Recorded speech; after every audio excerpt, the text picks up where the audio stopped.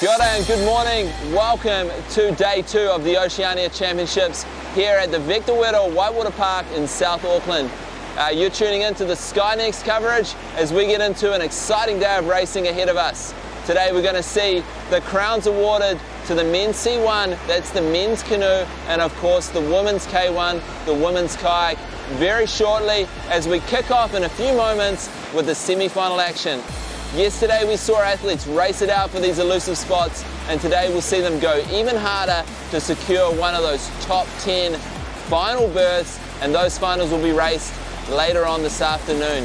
Of course, we're also going to see who out of New Zealand and Australia is going to win up that much needed Olympic quota spot in the men's canoe.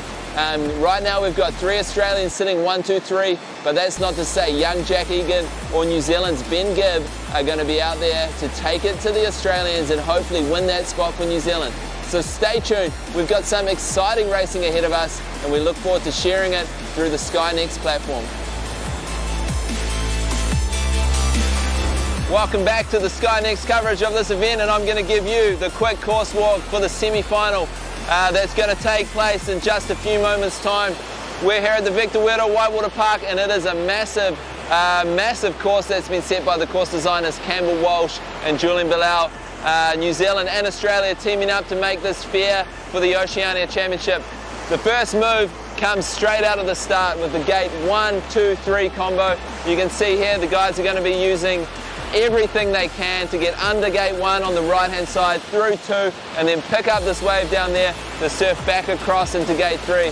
They'll be looking to keep the boat moving, get that exit speed out of 3 and head down straight into the 4, 5 and 6 combo coming right up. So out of gate 3, keeping the boat speed on, the guys and girls are going to be heading into this 4, 5, 6, 7 gate, green gate combination. Remember, the green gates are downstream gates. The athletes will be paddling down through these gates heading towards the finish line of the event. The red ones, as we see here, gate 8, so you're seeing the same move as 2 to 3 but in the opposite direction. So they're going to go down on the left side of the river using the wave in the middle of the river to pick up the speed and get back across to upstream 8. I reckon we're going to see some pretty fast, pretty wild upstreams in gate 8. And like I was saying about the green, green is down, red is up. So red, the athletes are going to turn around and head back upstream through the gate. We're getting into the middle of the course now, so we're about roughly 45 seconds into the race. Those arms are going to start to get a bit lactic and people will be getting puffed. And right here, the course designers have decided to set a very tricky combination. Heading out of the 8 upstream, where, like I was saying before, there'll be some banger upstreams. They're going to have to exit wide to 9, try and turn the boat all the way around, come back to the side of the river for 10, and then you see the water starting to speed up a lot. They're going to have to turn around, get back to 11, and then they're going to be using this wave just downstream from where I am to get back to 12, turn the boat all the way around and get back to that upstream 13 on the left.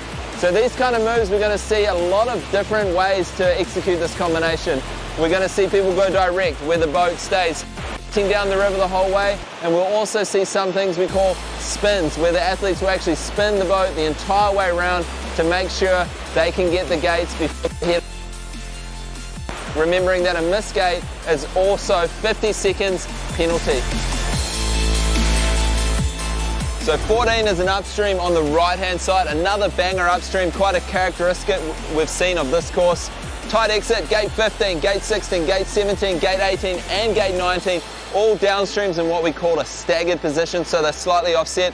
But if you look closely, you're going to see gate 17 is actually pretty much in the eddy. So it's going to be a gate that we're going to see a lot of athletes deciding whether they need to spin this gate as well or whether they can make it direct and get back into 18 without picking up any of those very performance detrimental penalties, getting 2 seconds added on for a touch or 50 seconds added on for missing a gate.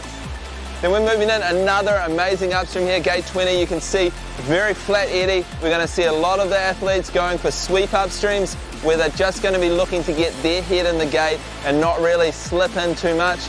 Wide exit for 21, another downstream gate.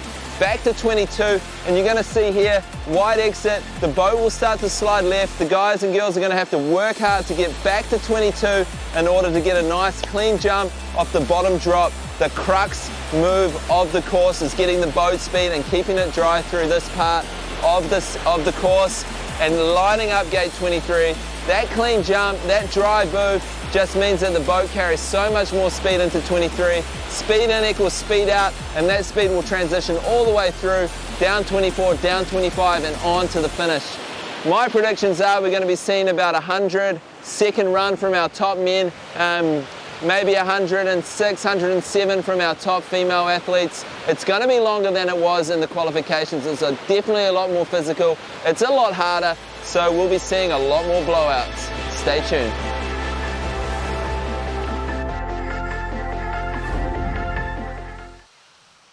Kia ora and welcome to the Canoe Slalom Oceania Championships 2020 to Victor Wero Whitewater Park in Tamaki Makaurau, Auckland, Aotearoa, New Zealand. We've got a fantastic day here today. My name is Jeff Canham and I'm joined by Ian Mercer. Thanks, Jeff. Here to provide some technical commentary perhaps on the race today, and it's looking like a fantastic day. The sun's out, the wind's out, and it is looking like it's going to be a great race today. Of course, we've got the women's C1 category and the men's C1 category and the women's kayak category. Outstanding. And look, we've got a huge course set up today, much better than yesterday because it's changed. This is not just your regular river. This is a wonderful artificial whitewater park, and it is pumping.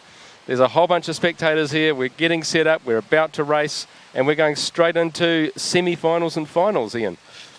Yeah, semi-finals today. We had the qualifications yesterday. The top paddlers going through, of course, for semi-finals. And from the semi-final run, one run down the course, and the top fastest 10 athletes will go through to the final. Up at stake today, as well as the Oceania Championships, we've got the races within the races. We've got Olympic selection and team selections for both New Zealand and Australia. The Cook Islands also represented here, Jeff, and their selections are pretty much predetermined already, I believe. That's right. We've got some series of races this weekend that really mean a lot. So tomorrow's race as well, it's getting down to the Kiwis and the Cook Islanders and the Oceania vying for those spots, and a lot is being decided. The course has changed. Yesterday, if you've been watching, there was quite a challenging course. I believe it's been made a little bit more harder technically. There were some pretty challenging moments. We had very few clean runs. And it's a very exciting bunch of water we have. Yeah, it is. The course designed by Campbell Walsh, one of the New Zealand coaches, and Julian Brillo, who's coaching for Australia currently. Of course, both of these guys are medalists at World Championships level. Campbell was a silver medalist in Athens, so they both know exactly what they're doing. Campbell's currently coaching Luca Jones, New Zealand's top women's kayak athlete, and Julian's coaching the men's kayaks for Australia. Well, we've got a schedule coming up now, and we'll show you what's before you today. Very shortly, in a few minutes, we're going straight to the men's C1 semi-final, and then a little after 10, 11 minutes past 10, the women's K1 semi-final. We've got an action-packed, means a lot racing today. This is a series of semi-finals that have come after some very big contentious heats yesterday. A lot of gate issues around the wind, moving the wind up and down the course, different places, different gusty situations on our poles. A lot of pole movement and a lot of close checking. As the lines got closer to the poles, Ian, we were seeing a lot of folks having to really watch what was going on. Yeah, and maybe for those people who are seeing canoe slalom, a fast, dynamic sport for the first time, we should maybe go over the rules a little bit, Jeff. So basically, the course is designated in numeric order, and the paddlers must complete the course in the fastest possible time. But if they touch a pole and make a pole move with either their boat, body, or paddle, they incur a 2-second time penalty, which is added on to the score at the end of the run. If the paddler fails to negotiate the gate, in fact, they don't get any part of their body or boat through that gate, they incur a 50-second time penalty. I'm expecting a time of around 91 today, maybe, for the fastest time, and so 50 seconds, your race is effectively over. It'd be over, wouldn't it? And we saw that yesterday with some of the qualifying races. I think in terms of some of these gates, they've always caught people a little bit off guard from some of our traditional river racing, where this has not been a walk in the park. No, it's a very technical course we have set here today. There's a lot of stoppers, a lot of the white water. And for those people who, as I said, may be a little unfamiliar with the sport of canoe slalom, the green and white poles must be negotiated in a downstream direction. That's with the current. The red and white poles, they must be negotiated in an upstream direction. And this may sound quite difficult, but you'll notice they're placed to the side of the river. The current is actually flowing upstream if you look very carefully. And the great exponents of the sport will spend minimal time in those upstreams. That's where the time's gained, because in an upstream you're effectively going away from the finish line. So you want to be getting out of those and getting back in the current to getting the current to help you take towards that finish line. And we can see some of these grey bollards coming across from the edges that really work the negative pressure in the eddies. And sometimes you're going through those green gates, Ian, and all you can see is bollard ahead of you. Yeah, it can be quite intimidating out on the course. But one of the great things about the artificial course we have here at Victor Wero is we can modify it. So some of the staff make some modifications when the course is not being used for canoe slalom racing. It's a great recreational facility. They have a fantastic rafting program and schools program going on this course. Well, haven't Victor Wero done so well with this venue?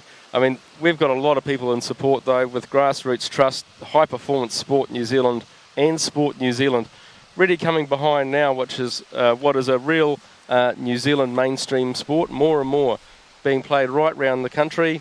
Most weekends there is something going on in the sport, North or South Island, and every day these paddlers are often paddling at least an hour, hour and a half, if not 2 sessions a day for some of the really fit paddlers. Yeah, I think as you start out in the sport at school, you're perhaps doing your 3-4 times a week, maybe in the weekends as well if you can manage it. Most of these young athletes are doing other sports as well, more mainstream sports. And then as you decide to make it's going to be your sport that you choose, of course the training load goes up. So you'll have someone like Luca Jones and your senior team. They will be doing 3-4 hours a day. And this is a bit of footage from yesterday. Tristan Carter from Australia. Tristan's one of the nominated paddlers. Look at the switch on that. Yeah, switch, good, well spotted there. So these paddlers, this is a C1 athlete. They're actually kneeling in the boat. They have some straps over the legs, so they're strapped into the boat, and they only paddle on one side. And later on we'll see the kayaks, which they paddle on both sides. So it looks like we've got our first paddler in the start blocks. So this is James Senior getting ready to go. Imagine the trembling going through him, and he'll be ready to rumble. This is a big race. This is the semi-final. He's fought for this spot, and he'll be wondering all about the things he's looked at when he's walked down that course and checked it out this morning. He'll be running a little neuro-linguistic program in his head. He's worked out what strokes he wants to take, and then he just has to hit, go and punch it. This is a really physical 90 seconds for most paddlers. This is not just a heat, this counts. Yeah, this is, as we said, the race within the race. It's not only the Oceania Championships for the age groups, under 18, under 23 and senior, but also a selection race for those New Zealand teams, the under 18 team, the under 23 team and the senior team. And in the background we've got the race for the Oceania Continental Qualification for Olympics. So a lot of Olympic places were decided at the World Championships at Sao de Gil last year. Unfortunately, New Zealand and Australia did not secure a C1 men's spot. So we are now effectively racing with Australia for that Olympic spot. Wow. So it's New Zealand versus Australia. Australia racing inside themselves to get that spot, as well as New Zealand racing the New Zealanders for that spot. So it's so many connotations. This is a really big weekend for people because a lot of these folks are friends, but they're head-to-head, and there's a lot of tension around this venue this weekend, and it's just going to heighten throughout the day. James Senior's just ready to get underway. James has a very big goal. He wants to get all the way through to the New Zealand Junior C1 team for 2021, and of course next year we have the World Juniors here at this very venue. So it's a good time to get a lot of background on what we have to offer here. It's an outstanding course. Yes, very, very much so. That under 18 under 23 World Championships next year. A lot of New Zealand athletes are targeting that. It's going to be a home course. We'll have the advantage. We know the course. Good chance to get a really, really good world ranking. And we've got the first three paddlers in this race are actually under 18, so this is really big stuff for them. Bay of Plenty paddlers, and they're paddling against the big guys. And at the end of this field, we've got Olympians, a field of 30 paddlers, and we're underway. James Senior is on the course. Okay, so James, obviously a left-handed C1 paddler. He's paddling predominantly on the left-hand side. It'll be interesting to see if he switches. And that's a little bit unfortunate early on in the course. He's collected a penalty there, so that's 2 seconds added onto his time. I think we can safely say he hit that. The really interesting section of the course for me will be 11, 12, 13. Very, very technically set course. You need to use the water, and I think we'll see a lot of the less experienced paddlers come a little undone in that section of the course. Well, he's being careful. He's being as careful as possible, but it's about speed as well. This is about time and penalties down this course. So you're seeing, if you're watching this for the first time, he's going up through a red gate and back down the greens downstream. Yeah, that was a great example of the young athlete hitting the white water, hitting the pile on the top of the stopper, and it didn't actually stop him. He didn't quite use that water feature as well as he could have to turn the boat. So here he hits another stopper, using the stoppers now to turn. And this is that tricky 11, 12, 13 sequence. Coming back for it. So he's got to come cross the river here, use the wave. Drops a little bit low, but that's a very nice job. He's done well. He's kept the boat running. And now he's got to get back on track. That's a tricky sequence, that one. That's going to test them. Yeah, the thing to watch as you watch the athletes go through, it's the athletes that can keep their boat running and stay dry. They don't seem to use much effort, and the boat never stops. Whereas some of the junior athletes still learning their craft, yep, they tend to stop and pause. And we've got our... Yeah, he's working hard. He's doing a lot of spins, and they are all time sapping and energy sapping. But he's getting the gates. He's getting all the gates, which is a great achievement. And it's not just a regular code, sports code, where you've got a consistent track or playing surface. This is nature and physics, and you're having to think about the next gate while you go through a gate. Oh, I think you may have made a little mistake there above the main wave. We'll have to see what the judges have said there. And yes, he's incurred a 50-second time penalty, so that's not great in a semi-final. But he would have been pushing hard. He would have had the lactate in his arms. And as he makes his way to gate 25, he's punching for the finish. But my word, at this level, it's punishing. Yeah, and as I said, I think the course is a great course. It's a very, very technically demanding course, and some of the less experienced paddlers may become a little undone on it, but it's good to know what the standard is at a World Championships type level for these guys who are aiming for those World Championships next year. That's right. It's a big event, and there's a lot of build-up for that already. And here we have Lewis Grews. He's come a long, long way as a young paddler. Still an under 18, but he's set to go. And out there today, we've got a lot of hard-working judges, all volunteers, all putting it in for a long weekend. But here comes Lewis. And here we go. Lewis, also another lefty. We're seeing a lot of lefties, and you'll notice the men tend to paddle without changing their grip on the paddle. They're not what we call switches, where they'll change the paddle to the favoured side. Almost a gender-based thing, Ian. But it's really quite hard to get the younger male paddlers to get into the habit of knowing it's a paddle, a switch they can use. Yeah, very much so. Traditionally, C1s were not switches. With the advent of the women's C1 class coming in, a lot of the girls switched. They didn't feel they had the strength on the crossbow. And we've seen them being very, very successful in the C1 class. And a lot of the guys have reassessed whether that switch is a good move. But this is looking like quite a solid run. He's collecting a couple of penalties, but he's his lines are good. He's on line. That's a nice upstream. The boat hasn't, and he's come out of there nicely. He's done well with that. It's a bit rough in there too. It's challenging.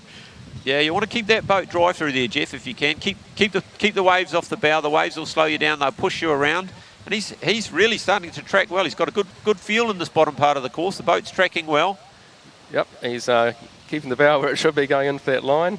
And he's staying out of some known sticky areas too. And here we come, coming down to that. This is another tricky little sequence. Just before the main drop.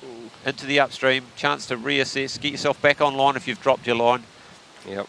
And Rob Egan, the judge, looking very closely at that, but he had a good little sequence. That's a great little spin. The good jump over the main wave and into the upstream. Just digging up out of that eddy to come through 23. And now you can see the end of the course. He just has to line that booth through the wave and go for it.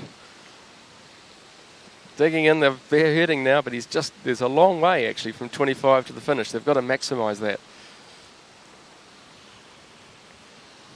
Oh, and through. And so that's a 124.9. I'm still predicting we're going to have some scores in the 90s, and we've just seen a good example of the Eskimo roll, good self-rescue there by Bryden Nicholas of the Cook Islands. The Cook Islands have got a strong team here, and whoa, Bryden's had a bit of a roller coaster through there. Yeah, so I think we can safely say that that's not been part of Bryden's plan.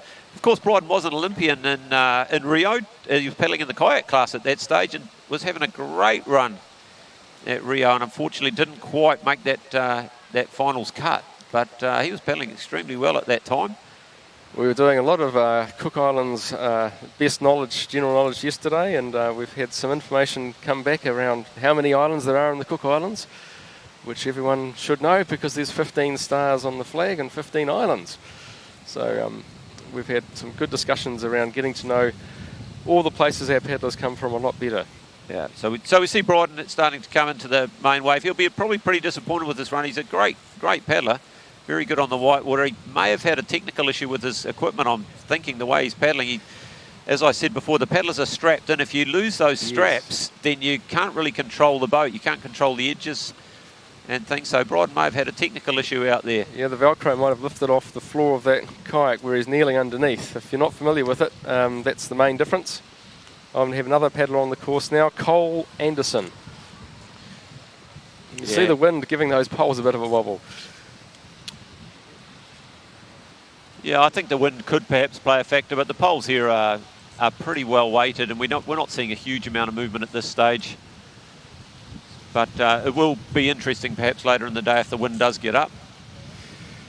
So Cole will be competing in the Australian Open this month, February, for New Zealand, and he's looking to compete next year at the Junior World Championships at Wero. 2021, it's going to be a big event for New Zealand and the world.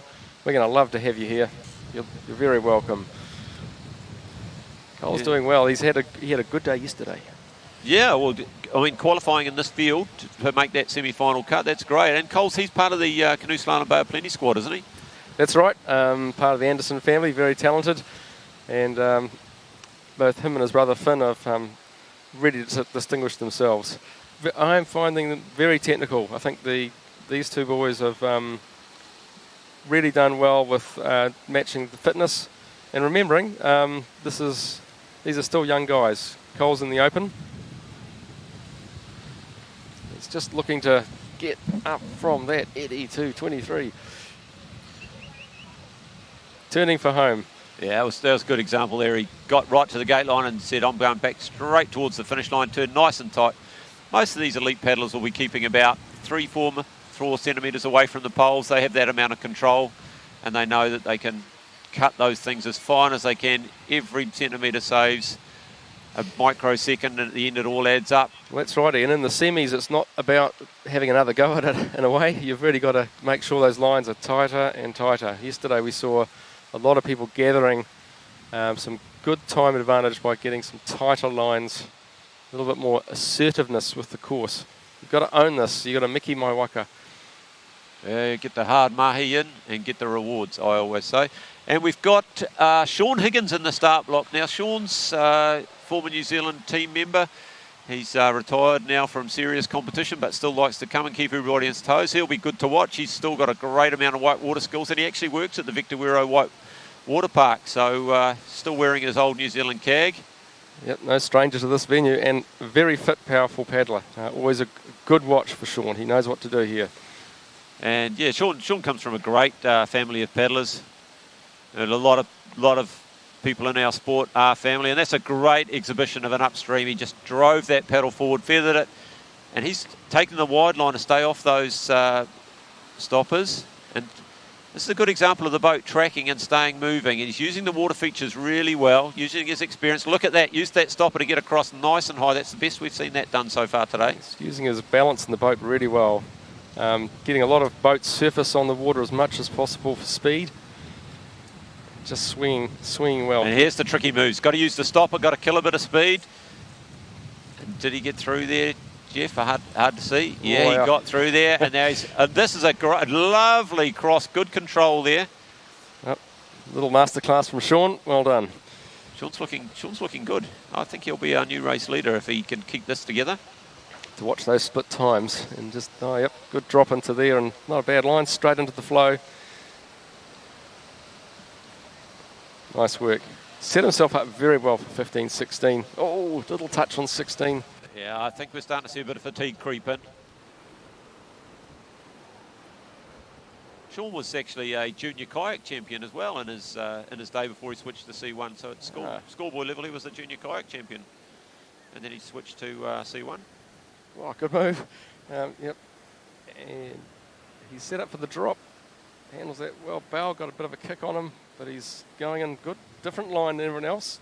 Nice and tight. Oh, a touch at the back of the... Oh, just on his... Yeah, that's that water in the eddy, Jeff. He's drifted a little bit far over, and you can see that water pushing into that back pole, and he's just missed that. Yeah. And who have we got? Here we go. We've got Daniel Chame from Australia. First Australian on the course today. Daniel paddled very well yesterday. Yeah, and so up for the grabs for the Australians, of course, is that opportunity to secure the Olympic spot, but also under 23 selections for those guys. This is part of their selection process.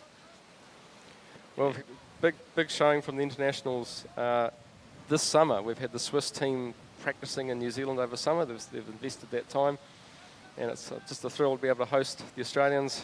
Sometimes we go to Penrith, but it's great to have them here. And we have a big contingent from Spain as well. We've got paddlers from the Netherlands, paddlers from the Cook Islands, paddlers from Slovakia.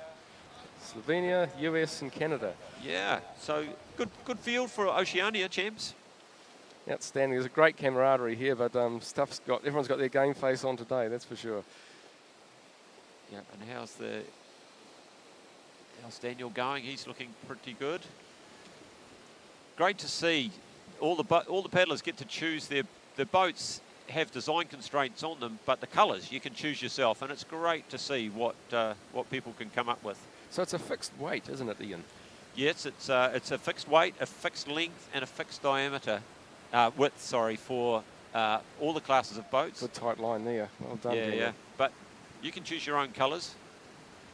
And paddlers take great pride. Some of them will have some significance to them, the colours that they choose in their boat and the design. And others just go for something that looks good in photos. And there's nothing wrong with that. And now on the course we've got Robert Janeski. Robert paddling for Australia in the under 23 class. Remember yesterday we were very impressed with some of Robert's lines. He, from a very early stage, was getting some very good lines and using both the power of the boat, of course, but he was staying in the right places in the river. Look at that. Oh, was that a... Ooh, yes. Oh, dear. Very minor touch. But you've got to take tight lines, don't you, Ian, to do better. Yeah, yeah. Well, it's a compromise. As long as you keep your boat flowing and going well, you don't have to be that cool. You have to get through the gate. Without getting through the gate, you're going to get your 50-second penalty. So there's places to take risks and there's places not to take risks. I suspect that was more a case of being a little bit offline rather than where he would have liked to have been. Right. He's popped into there well. It's not a bad place to be. He just has to do a little bit of extra digging to get round there. Oh, see that in the face. As you say, they're burning by about here. They know the end's there, but they've got to keep powering through to get that time. There was a little switch. Yep. Good man. And Australia, very, very good tradition in the C1 class. And that's young Finn Anderson, I think, on the course now from Tauranga. That's right. Had his brother Cole before, and here's Finn.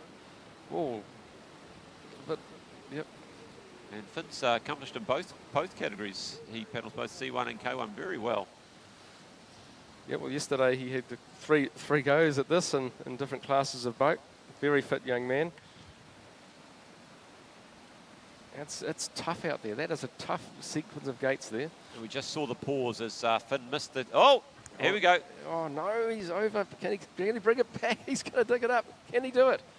Oh, it's possible, but I don't think he's going to do that in this run. He'll just carry on and make the best of it. That's personal now. Yeah. No. Here he goes. He's using that wave. He's done that. Great whitewater skills. Good awareness, and probably just a little bit tired. Oh, he'll be cross. Oh, that's frustrating. Yeah, just got to. The young man's just got to knuckle down and show everybody his skills in the bottom half of the course. Yep. Give us a masterclass in these last gates.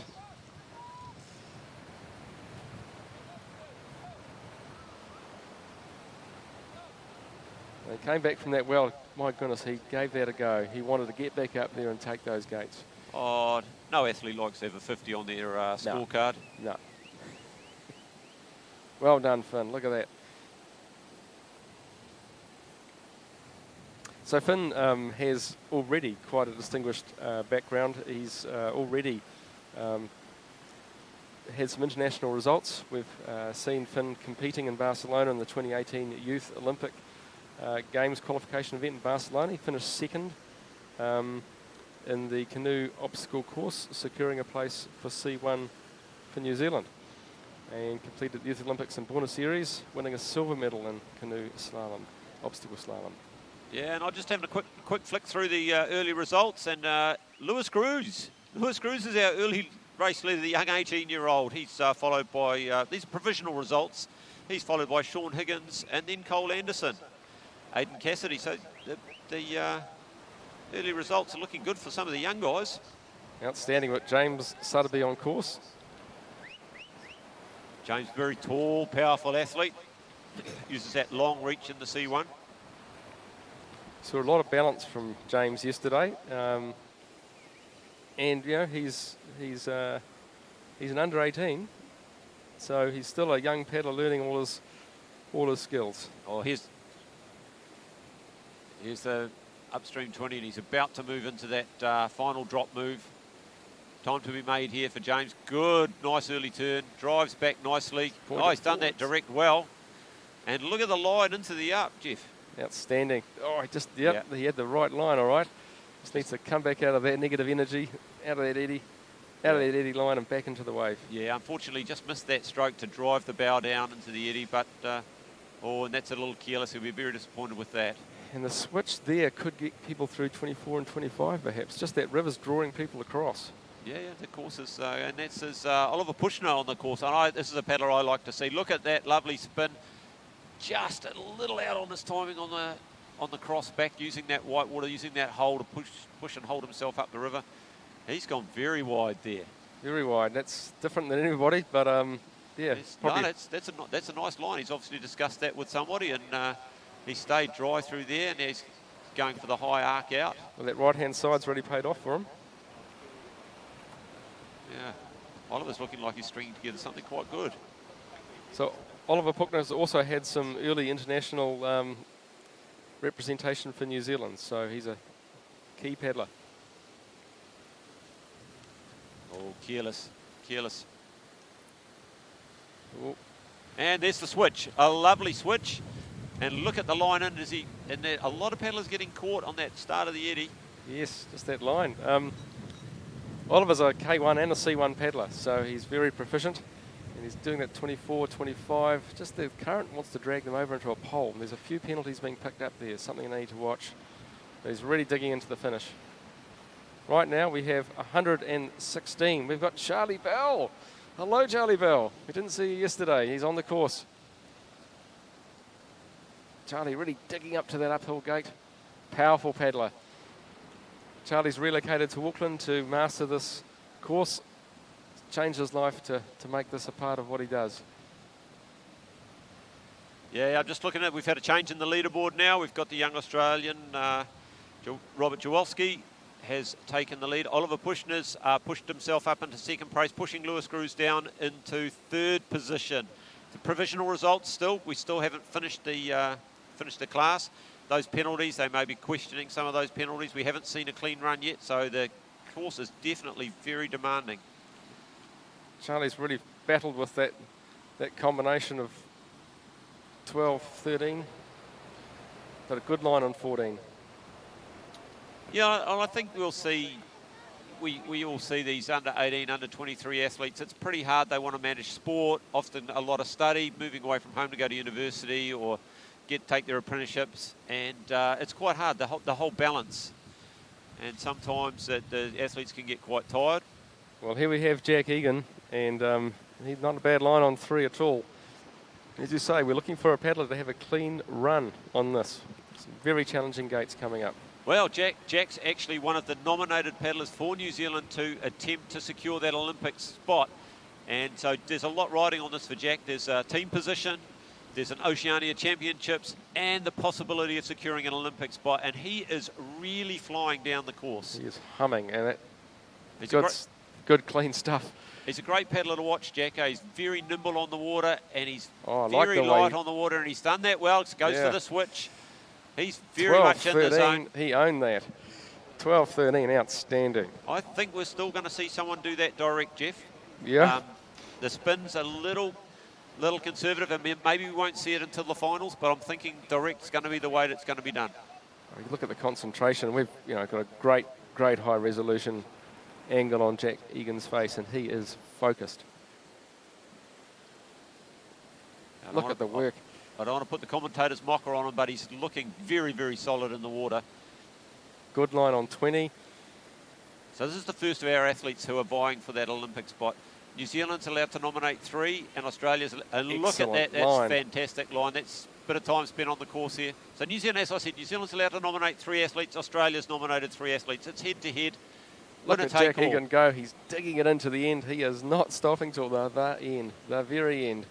I would be impressed by that time. What would it be? We've got 1:14 on the course. Lachlan Bassett from Australia. And Jack Egan has stormed into the lead provisionally with a 1:10. That's 7 seconds ahead. I still think we're going to see faster times, but that's a great performance by young Jack. Time to beat. Outstanding. Lachlan Bassett's really studied what he needs to do. He's gone very well down to here, and he's the tricky combination.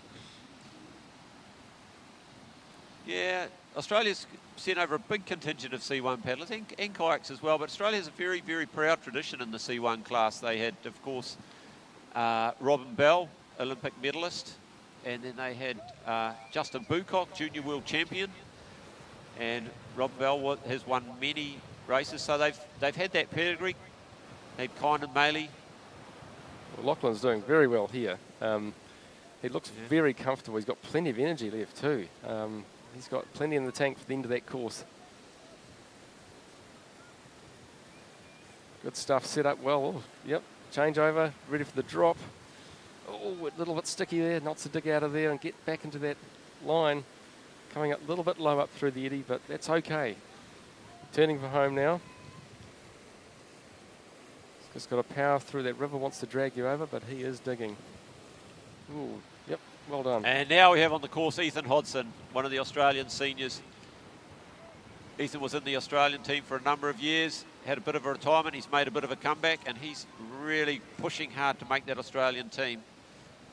He's a very talented paddler. Actually went to school with Ian Burrows, who we'll see later on in the competition. Those two have remained friends and training buddies. He's opted for the high early spin. Didn't use the water feature perhaps as well as he could have, but Ethan's a very tall athlete, and yet he somehow manages to sit low in his boat. Mm.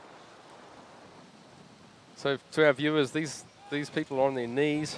It's a whole different ball game trying to control a kayak when you're kneeling. Yeah, it's actually very, very difficult. Most uncomfortable, I find. But these guys, they spend hours and hours in their boats. And Ethan was also a very, very accomplished kayak paddler, so before switching to the C1 class. Does most of his training out at the Penrith Whitewater Stadium, the venue for the 2000 Olympics in Sydney. And so he's pretty used to paddling on an artificial course, and he's already done a training block in New Zealand earlier in the year to prime himself, get ready for this race. Ethan's digging it in now. He's just got the last couple of gates, and he's got a good line through them. Yeah, very skilled paddler. And here comes Pau, our Spanish paddler, Ichanes. We saw power yesterday and we were very impressed. Yeah, good contingent from the Spanish team over here, eh? And that's great to see, and I think they'll be taking home some good information for their juniors. Looking forward to next year's competition, but also realising that this course was designed by the same people who have designed Tokyo, so probably quite a lot of similarities in the course. Come here, train in our summer, in the European winter, get some good quality time on water that's going to be very similar to the Olympic course. Oh, nice switch there. That was all class. Well done, Powell. Yeah, and Powell's still only under 23 athlete, so he's still in the development stage of his career. Good line into 14. Good stuff. Straight into the flow. He's obviously had a good plan for this.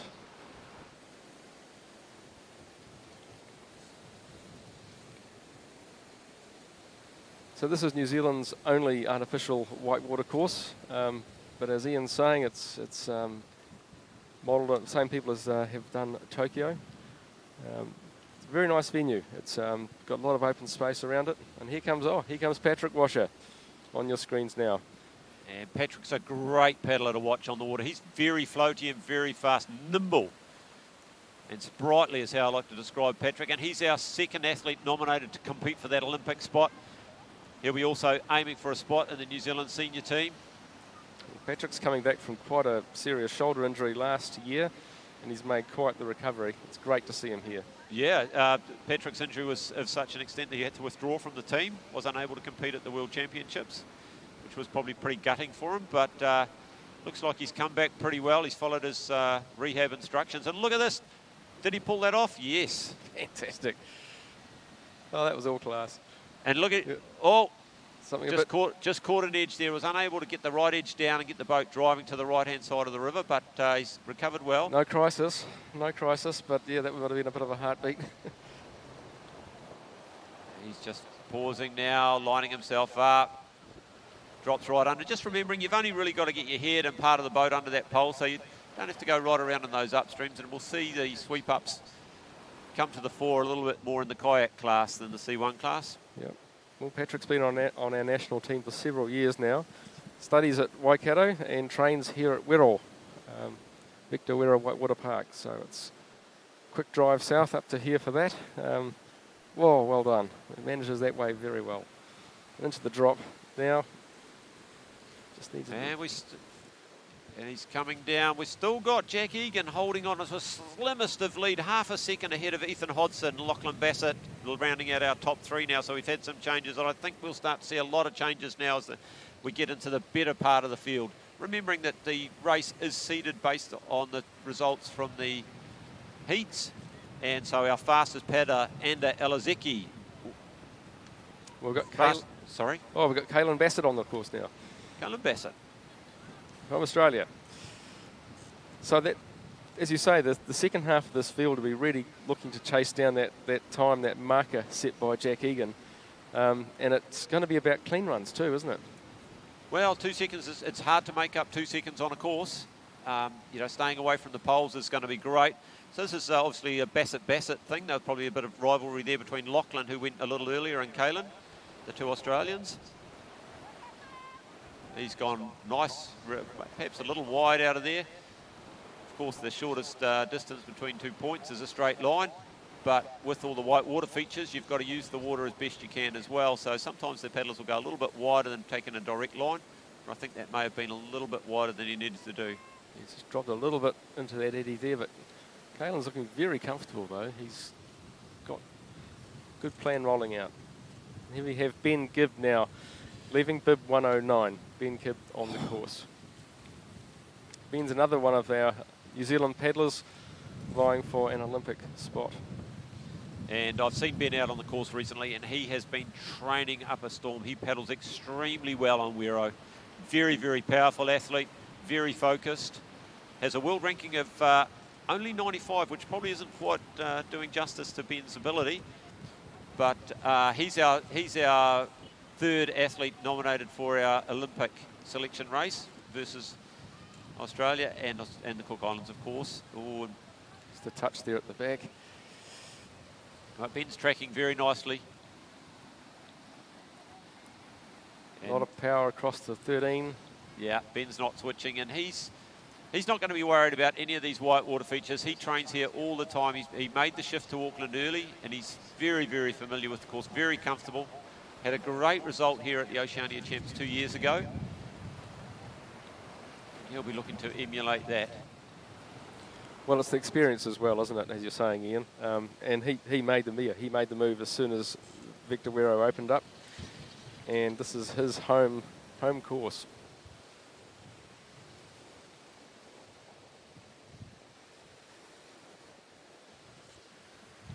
Well done, he's preparing for that drop. And whoa, he's over. Good recovery by Ben. He's lost a bit of time, but if he can hold this together, I think he's still going to be okay. Well, if he had to flip somewhere, that was the place. And he didn't really seem to miss a beat. Just it's thrown him out a little bit wide, 24, but he's coming in for a strong finish. Well done, Ben Gibb. Very strong paddler, very low power, slow, powerful strokes. So Stephen Lothar on course now for Australia. Yeah, Stephen, one of the strong C1s from Western Australia.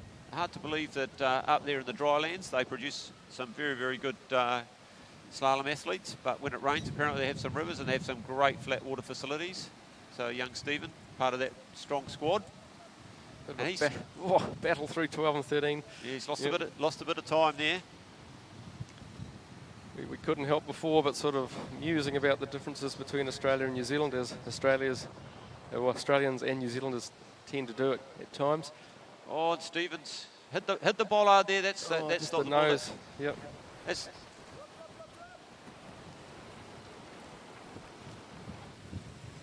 trying to get the boat back on track. All of these athletes know that only 10 are going to go through. They're going to have to put down pretty much their best run to make it through to that final. Well, we'll be watching because this whole back half of the field is international. We've had the Kiwis. We're now into Australia, Canada, USA, and there's 4 Australians to go.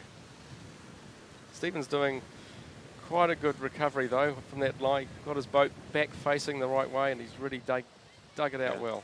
I think the key here for most of these athletes is just making that final, the 10, and then the race starts again. You know, with the 10 in the final. So at the moment we're looking reasonably good. Ben Gibb may be feeling pretty confident, and he's currently lying in 3rd. Well, we've got Lewis on the course now, Fernandez, and Lewis gave us a real masterclass yesterday in some of his lines. And Jack Egan still holding that lead with that 110. Outstanding. It was a blistering run from Jack Egan, and everyone's chasing that down now. It's a really exciting semi-final. I mean, those are, it's going to be a really tight field. Yeah. I mean, we've got some great athletes coming down. We've got Tristan Carter, the first of the Australian nominated athletes for that Olympic spot. Cameron Smedley of Canada. Zachary Lachlan of the USA. Then we've got Brodie Crawford of Australia, Daniel Watkins, Ian Burrows, the Australian Olympian from Rio, and Ander Elizeki from Spain, the fastest qualifier. It looks like something's gone wrong here. He's dropped this chin and just cruising. Oh, Lewis, such a great start. He seems reconciled to just analysing what's been going on. Yeah, it's a shame he's not pushing hard to the finish, but I guess he's just figured, well, I'll just save my energy for training tomorrow. Here comes Tristan Carter from Australia, also looking for an Olympic spot. Tristan had a really good time yesterday, so he'll be looking to chase down Jack Egan's time for sure. Oh, very, very, very talented athlete, and under 23 as well, just like Jack. Oh, just a touch at the back. He's done that cross well. He's managed to keep the bow driving into the upstream, so he used the wave really well there.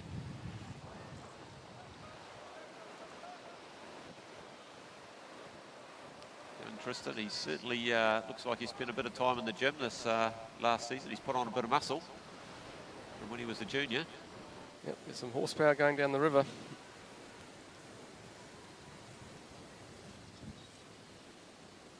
Big smiles, good to see. I am having a great time kayaking. Yeah, that's Cameron Smedley. He knows what the weather's like back in Canada at this time of the year, and he's just loving it here, I suspect. Tristan will be happy with that line. Oh. And getting caught, once again, another athlete getting caught by that eddy, pushing them around at that last upstream. So Cameron, of course, raced at Rio. And he spent quite a bit of time here already this season, training here, so he's familiar with the course. He'll be perhaps looking, not so much, he secured his Olympic spot, and we're not so much looking at that as getting some World Cup ranking points out of the Oceania Championships. Cameron's looking good. It's a good line. Ooh, through there. Cameron with a world ranking of 53.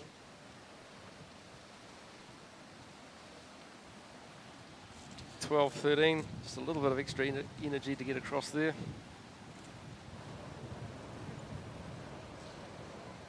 Still Jack Egan leading. No, I think provisionally now we have Tristan Carter has gone into the lead. And that's with 6 seconds penalty, so he must have done some good fast paddling down there. So Jack Egan's now been pushed down into second. Stephen Lowther, Australia, in third. Ethan Hodgson in fourth, and Ben Gibb pushed down into fifth. Then we've got the two Bassett brothers in sixth and seventh. Oh no, is Cameron going back for a gate? He is. Cut his line a little bit fine there.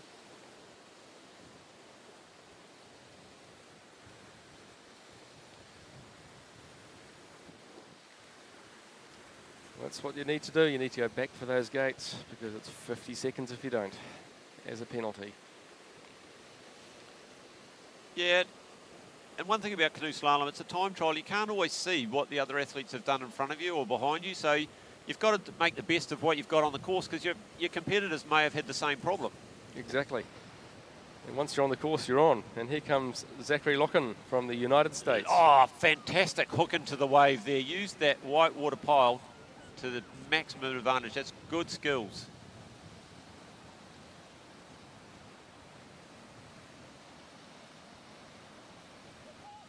We haven't seen a C1 attempt this direct yet.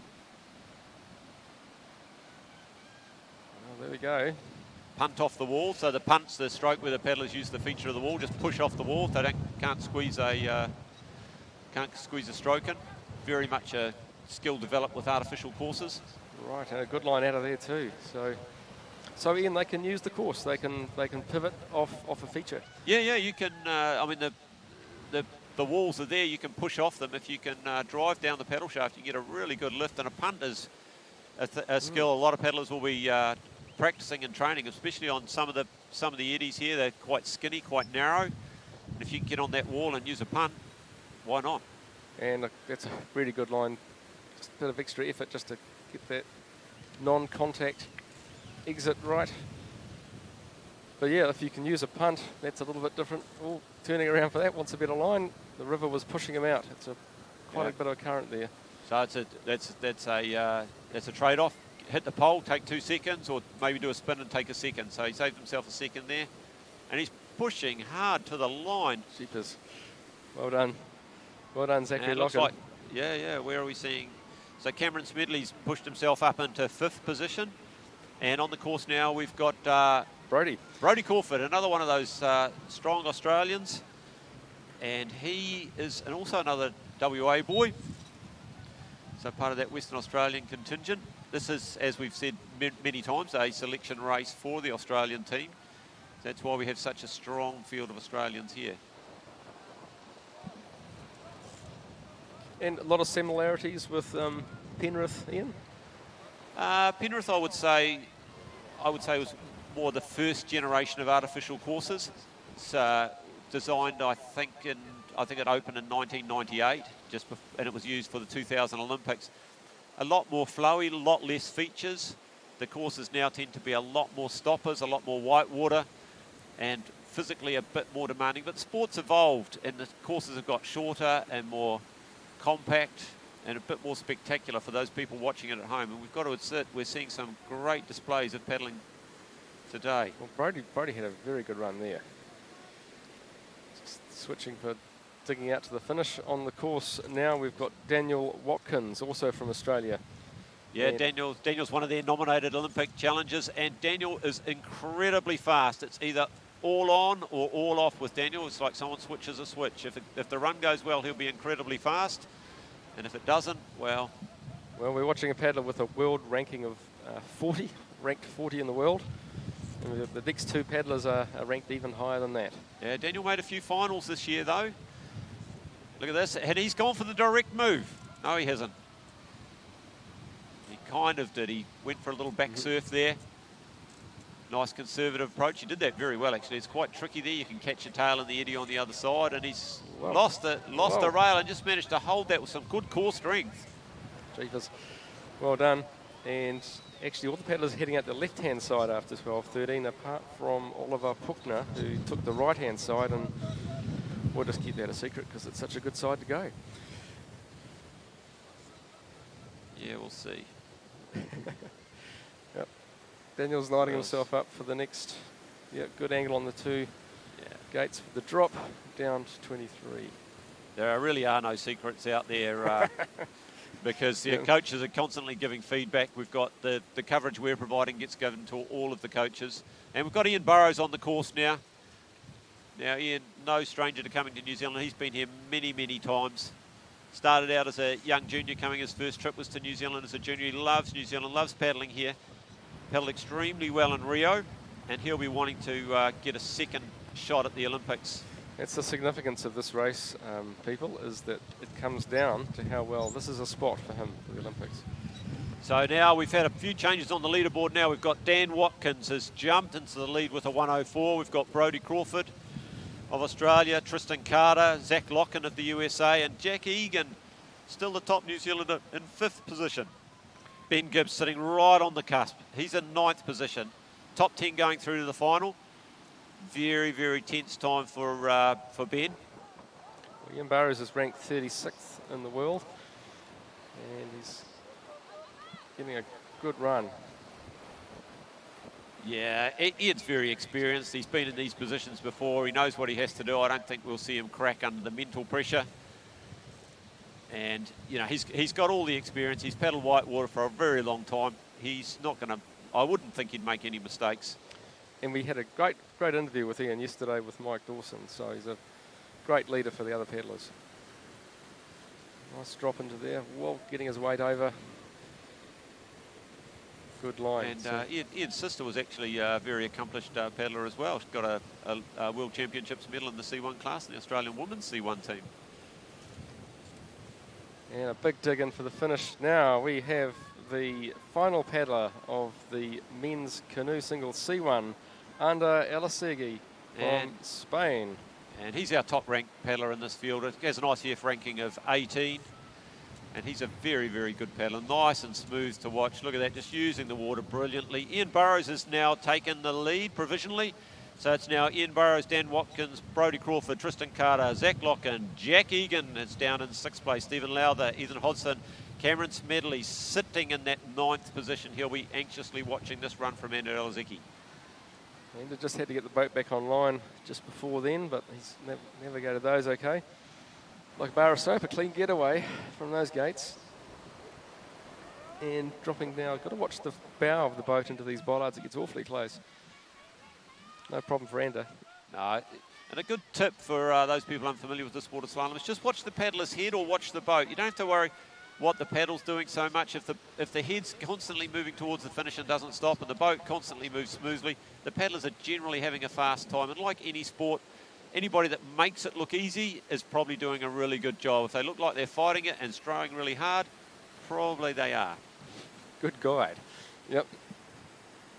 He's lined himself up well for that. Jeepers, let's look at the time. And Ander Elisegi for Spain, finishing final paddler for the men's canoe single C1 semi-final in Auckland. Just smooth and powerful in that C1 class. So now we'll have a small break. The athletes all have a time to go and question those results. So there's a lot of penalties out there. Now let's look at these. Well, in number one spot, Ian Burrows from Australia, and it's Australia 1, 2, 3. Number 2, Daniel Watkins. 3rd, Brody Crawford. And Ander Elasegi in there for 4th for Spain. 5th, Australia. 6th, Zachary Logan for the United States. 7th, Jack Egan for New Zealand. The New Zealanders in the top 10. 8th, Stephen Luther. 9th, Ethan Hodson, both from Australia. And 10th, Cameron Smedley from Canada. And we've got the schedule coming up now.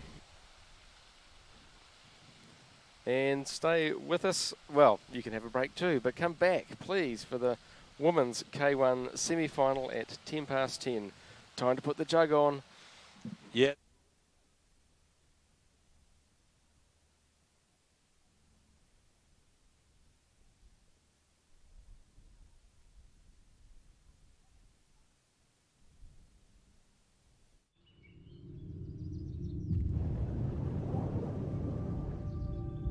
Every river is different.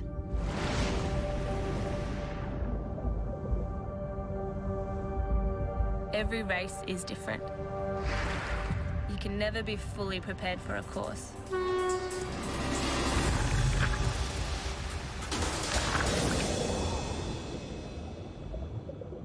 Always respect the river. If you fight against the water, you will lose.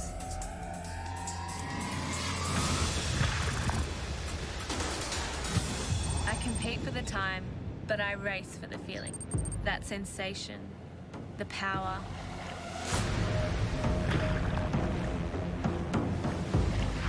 It takes my whole body to turn through a gate, starting at my feet, through my core, to my arms. If I hit a gate, I can't think about it. The race isn't over until that line is crossed. The conditions can change in an instant. I have to be able to react and adapt in the moment. It's my instinct to take risks.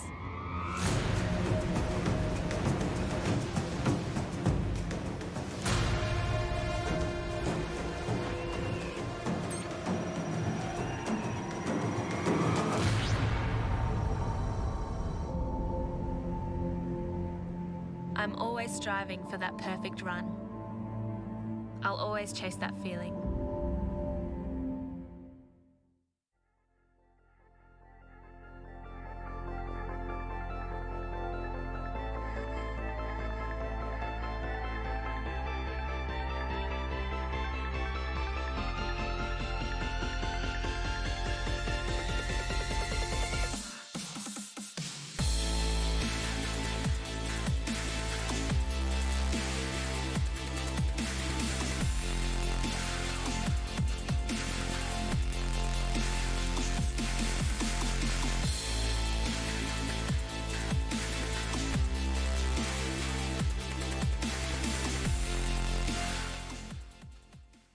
Well, we're here at the bottom of the semi-final course with Ander out of Spain. Awesome to have you out here in New Zealand, mate. What did you make of that course today? The race was so hard. I mean, my run was not so good, but I think I could manage to go till the finish line, and I qualified. So let's see in the final what will happen. Yeah, and what are your thoughts? I saw a lot of tentative paddling out there from the New Zealanders and the Australians as they have that Olympic spot on the line. What were your thoughts about that, watching the race from a different view? Yeah, I can see they are pretty strong here. They are in a good shape, so I think the race is going to be interesting for all of us, and for me it's a quite good race. For such a good race, it's always such a good level. It's always interesting for training and for this early session, so it's going to be interesting. And next you're off to Australia for the Australian Open, so doing your off-season down here in the Southern Hemisphere, just because it's warmer down here? Yeah, it's obvious it's warmer here, but anyways, the training conditions are so good here, and this kind of races with this level, it's always interesting for any paddler. Awesome, mate. Hey, thanks for joining us. Wish you all the best for the final, and we'll check it out soon.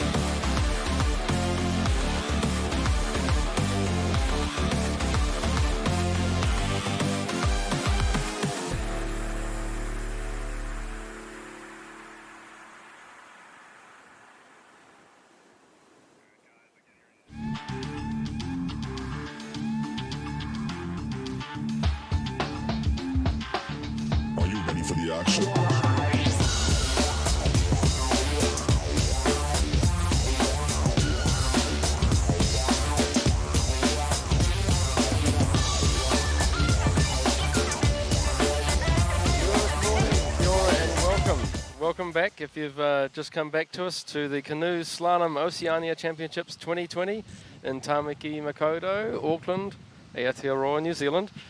Welcome back. We've got a very special race coming up now. We've got the Women's Kayak K1 semi-final.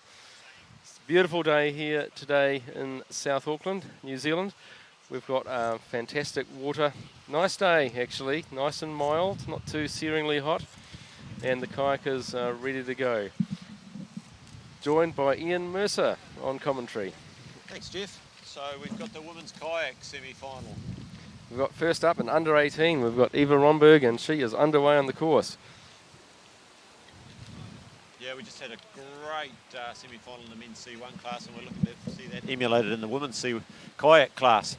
Of course, this field, the main things people will be looking at is the Luca Jones, New Zealand, and Jess Fox of Australia. But there's a whole bunch of other quality paddlers in this field as well. Remembering the race will go in reverse order, so the less experienced paddlers, or the paddlers who didn't do quite as well in qualification, will be going down first, and our better seated paddlers will be coming down at the end of the race. So Eva is now racing, and she's in the same race as Jessica Fox, who's ranked number 1 in the world. That's dead right, Jeff.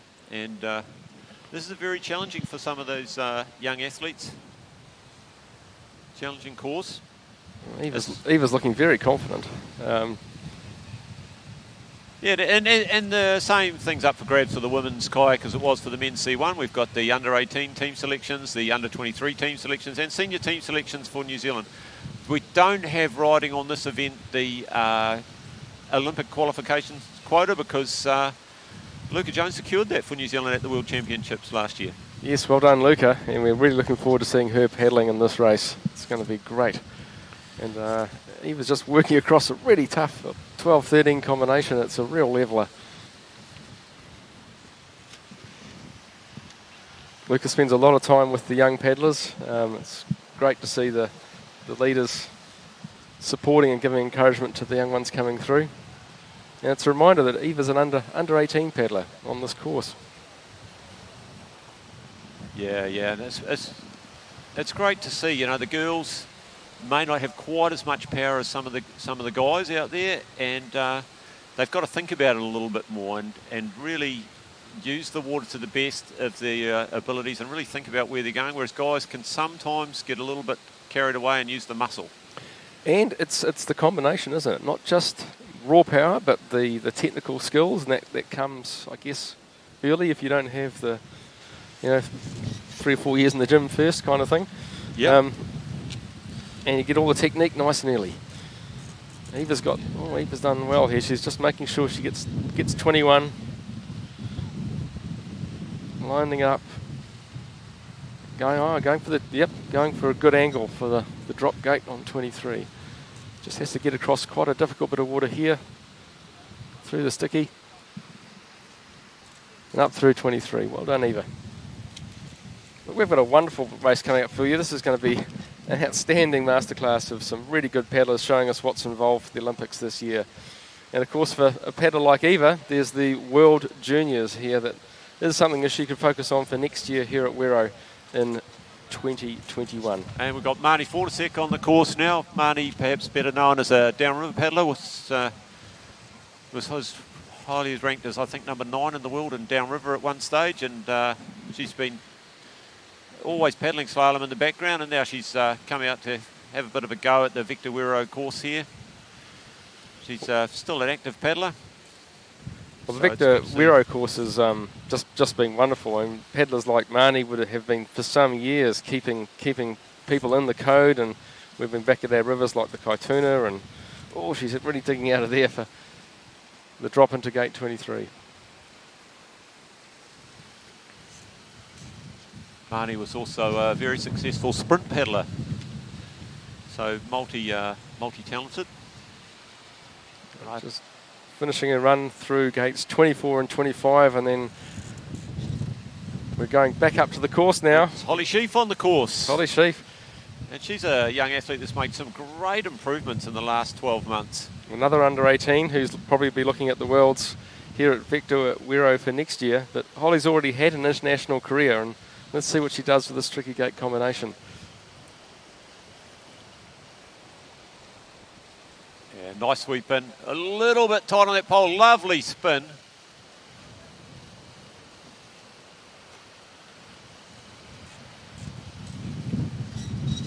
And Holly working hard through this. Going to use the stopper here. One of the keys on the course is getting yourself set up early for the next gate. So you'll see the paddlers going through the gate, not in a straight line, but actually on an angle quite often. And Right. Holly was trapped there. She wasn't pointing to the next gate, and so had to make that spin. So you want to always have the boat anticipating where you want to be going. Well, Holly was second in C1 Women and fifth in the K1 Women at the 2019 Bay of Plenty Championships. She's proficient in both classes, and she needs a little challenge here to get across that. I'm not sure why she went there. She's gone to the wrong side, probably left the turn a little bit late at the top of the main drop. You don't want to go over that one sideways, so she's probably elected to take the slightly safer line. And power on for the finish for Holly Sheaf.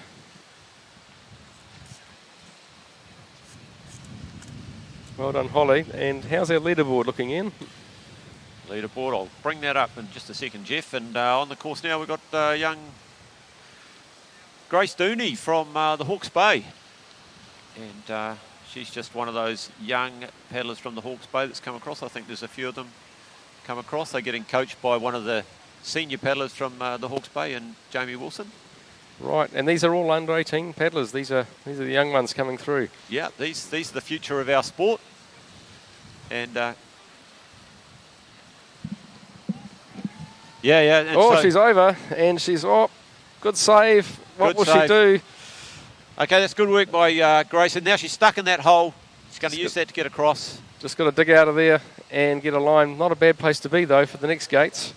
So an interesting wee fact here as an aside is Grace's dad, Phil, was actually a world champion in downriver. So it's good, strong family background there. And her grandfather went to the Olympics in sprint. So that's a little bit of history there, but that's not going to help Grace right at the moment. She needs to focus on her own run here. Well, there's a lot of pumping water there, and it's very deceptive. If you're watching at home, it might look like it's a case of coasting through some poles, but there is some raw power there. And there's a number of things at play. You've got to conquer your own boat direction. You've got to get your weight right. You've got to get that flow of the water working for you and then go faster than it. It's constantly a series of decisions for the next gate after the one you're going through. There's physics at play, and you've probably already worked out in your head before you go how you're going to do it. So if you line those things up, right, that's the start. Yeah, perhaps we'll just go over the whole basis of canoe slalom for those people who may have joined us watching now, or those people unfamiliar who may have come to the event a little bit later in the day. We've got Pippi. Is it Pippi? No, Kalia Colwick on the course. We'll come right back to that, Ian. This is Kalia. She's from the Bay of Plenty. Kalia will be looking to do a better time than yesterday, but she's another one of our under 18 promising kayakers. Yeah, I mean, it's great to see these young girls out there giving it a shot. They are the future of the sport, and it is a very intimidating course set by Campbell Welsh and Julian Blow. It's an Olympic standard course, and it's a course worthy of the Oceania Championships, but perhaps a challenging course for some of the junior athletes. They've got to go from left to the right of the river quite a lot using those features. So there goes a boat and a paddler. Just something else to go around. And I'm thinking someone may have had a little accident down there in the bottom of the course, but the Victor Wero staff will be on that. They'll pounce on that. They'll have the safety gear, and that's a little bit unfortunate, but that can happen. At least no one's been hurt. Using the experience here, pushing off the wall. And you're allowed to do that here and go, that's Pippi All. Also an under 18 kayaker from New Zealand going down the course. And there'll be a rescue happening just off screen, but it'll be out of the way for Pippi. If you're watching, there's a rescue situation, but we have people either side of the course trained for that. So rope throw in, and it's a recovery of the boat. That's why they wear the life jackets and the helmets. It's pretty serious out there. Yeah, most of the athletes are pretty proficient at self-rescue, but just it's comforting to have those people there on safety, just helping, and it also clears the debris out of the water for the next paddler. If the unfortunate situation arrives where a paddler or a boat has impeded the succeeding paddler, then that paddler's entitled to have a rerun, another run down the course where they don't have any impediments. And taking that main drop, lovely job on the main drop, using that white water to push themselves over into the left-hand upstream. Well done, Pippi. Outstanding. And she is a CSNZ, Canoe Slalom New Zealand Development Squad member from last year, and she is a senior program member in Canoe Slalom Bay of Plenty. Fine work from Pippi all. And that's Jessica Wilson, just there at the bottom of your screen, looking to get back into the flow. Yep, so up for grabs, of course, for the Australian under-23s is the chance to make that Australian team for this upcoming slalom season. So that's why we have so many of the under-23s in the Australian category. It's another paddler with a world ranking on the course from Australia, 267 in the world and under-23.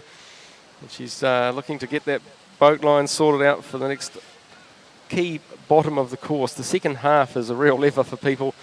As you said, Ian, before, there's some real energy involved, and they're starting to hurt once they get down to about 17, 18.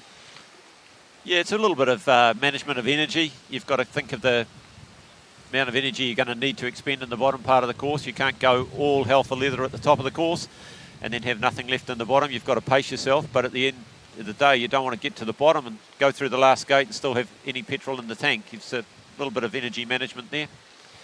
It's a tough 90 seconds for paddlers. It's a lot of thinking, but it's a lot of power on. And you're right, it's a combination of making sure you've got something left to finish with. But just a little touch at the back there. Jessica will be looking for a strong finish, boofing through a wave, making sure she doesn't get carried to that right side, missing that pole. And oh, here's Zoe Lau from Australia. And she's looking very nice and smooth and controlled. Well done, Zoe. Zoe is also carrying a world ranking, 164. The Australians have had a strong contingent here over our summer, and this event is well represented by Australia. Great to have them here.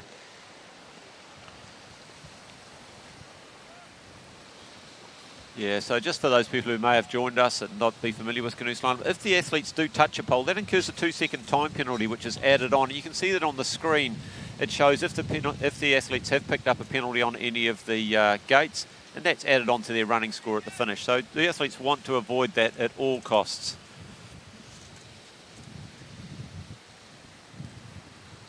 It's a good drop in there for Zoe, but she's just the bow kicked round the wrong way. She's going to have to fight across that.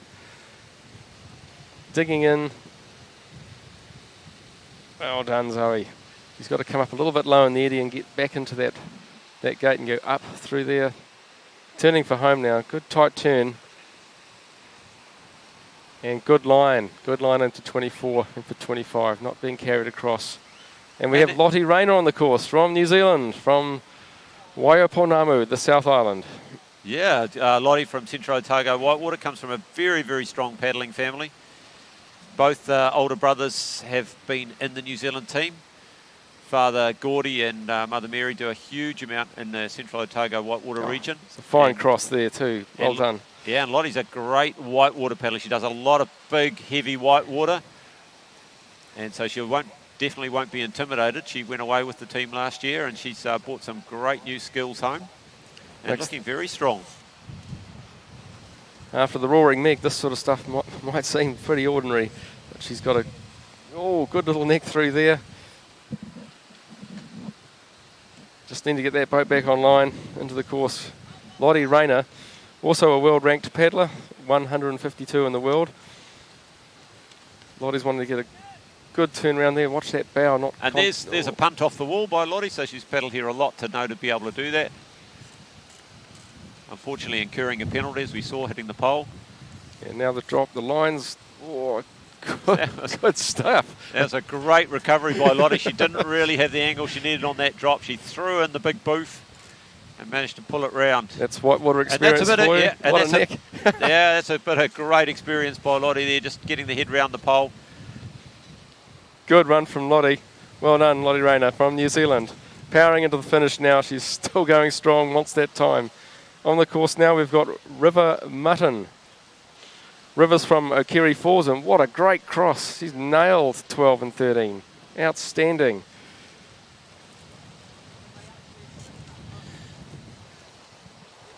River coming down into the tight turn, and will she punt off the wall? No, she'll keep a good line back into the flow of the river. Yeah, and Rivi living fairly handed to the Kaituna River, gets plenty of whitewater experience as well. Older brother Zach, we'll see him racing tomorrow, looking very, very strong on the water in qualifications, so probably gets a few tips. It's a very talented kayaking family, and River has really come a long way.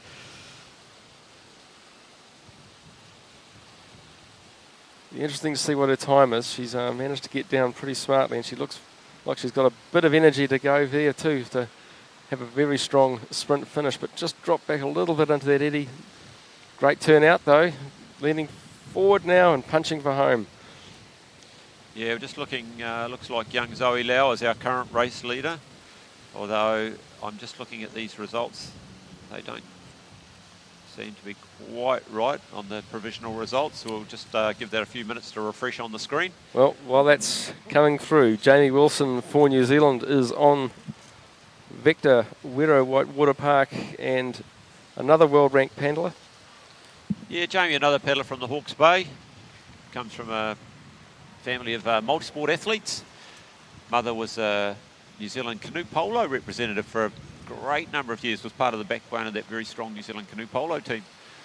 And Jamie's found the passion for the whitewater, and she's doing really well. She's moving up to Waikato for studying next year. She's hoping to spend a lot of time on the Victor Wero Park, and she's looking like she's having a great little run here.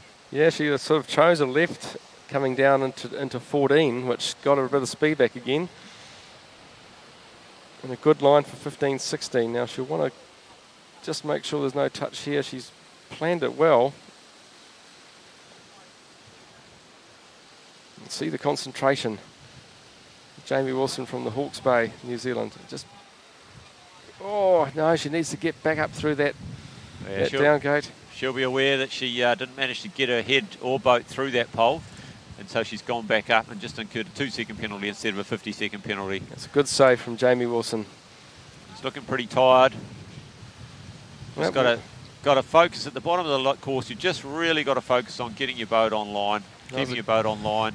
Good recovery there. It's tricky angle to go across that in. But Jamie Wilson turning for home, outstanding. Let's see how we're going on the live results. Jamie Wilson from the Hawke's Bay going in for a strong finish now. Yeah, and it looks like they've got these results back up. Provisional results so far in the ladies K1. We've got River Mutton of New Zealand. We're a 137.62. Zoe Lau of Australia. And it's looking like Jamie Wilson of New Zealand just ahead of Jessica Wilson of Australia. Well, now on the start blocks, representing the Cook Islands, we've got Ella Nicholas. Oh, look at that smile, eh? Now that's just a great shot. And Ella's away. Ella, of course, two-time Olympian for the Cook Islands. Comes from a very, very strong paddling family. Great athlete, great ambassador of the sport. And I was very, very impressed. Ella set up a scholarship for young athletes. So, you know, she's giving back to the sport that she's got so much enjoyment from over the year, and she's really helping her younger sister Jane in her Olympic quest as well. But it'd be good to see Ella put down a good run. And Jeff, how many stars has she got on the back of that boat? 15, Ian. Thanks, Jeff. Yes. Curiously, the number of islands in the Cook Islands. And what a great bit of leadership for Ella to set up a scholarship, a foundation at a young age. It's not just something people do when they've made their pile and they've become what they consider elderly. You can do that as a young leader as well, and what a great piece of leadership. Whoa, straight into 12. Nice and hot. Ella's got a lot of experience here. I don't think we'll see her really pulling super hard on the paddle. She'll just be getting her lines right and working hard. She's not done quite as much training as she's done in previous years, but she's having a great run down here, showing all of her experience. Good line into 14. Sets it up well for the exit.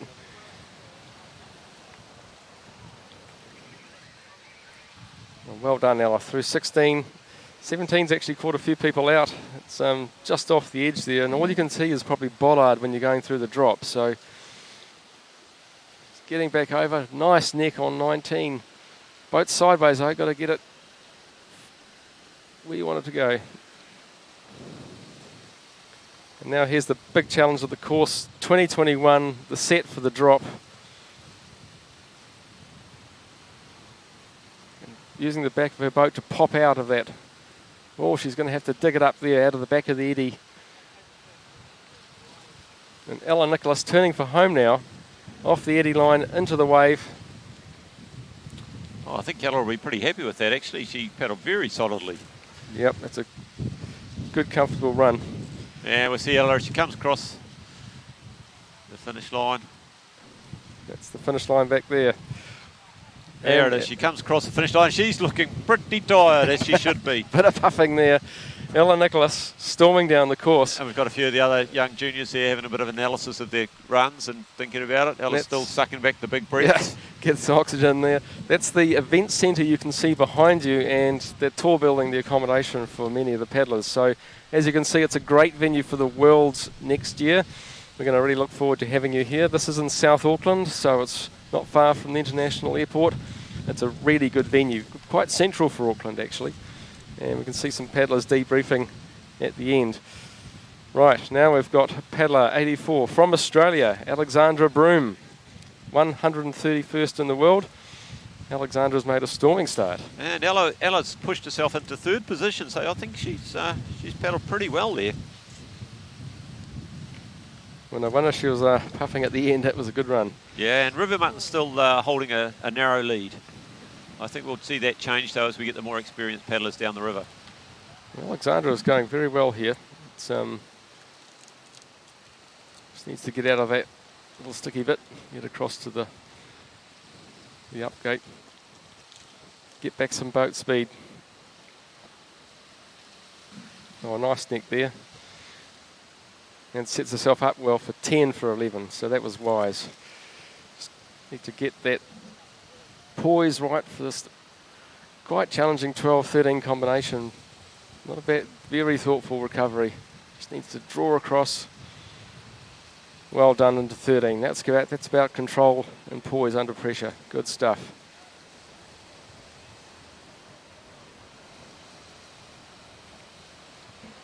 Into the drop for 14. Not quite a punt, but it was an option.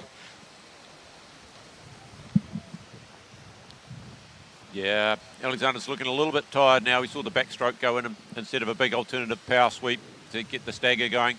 So the stagger is where the gates are offset a little bit there. And Alexander now pulling hard. Signal last up on the river, 6 ups on the river.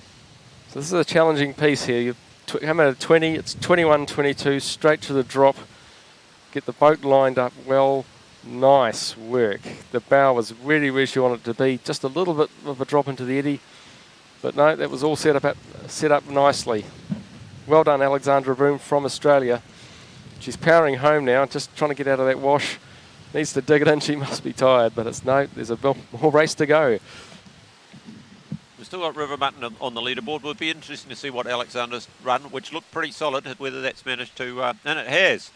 So we knew race leader Alexander Broom of Australia. So what looked like a good run was a good run. I think we'll see the times go down significantly now. We're starting to get into some really, really good competitors. Fine work. And there's Hannah Thomas on the start line. Just focusing, everything will be running through her mind. Which angle to take, which strokes to take, where to be and when. You can just see the programming and the concentration. Yeah, Hannah very accomplished in both the C1 class and the K1 class. He came to New Zealand a couple of years ago and has really embraced the New Zealand lifestyle and is certainly loving paddling at the Victor Whitewater Park. Hannah's ranked 102 in the world, and her run is underway. Hannah Thomas from New Zealand. So Hannah, very, very direct and aggressive paddler. I think it's what's needed with this course, Ian. There's a lot of assertive behaviour needed just to make sure you hold your line and go where you want to. It's wild out there.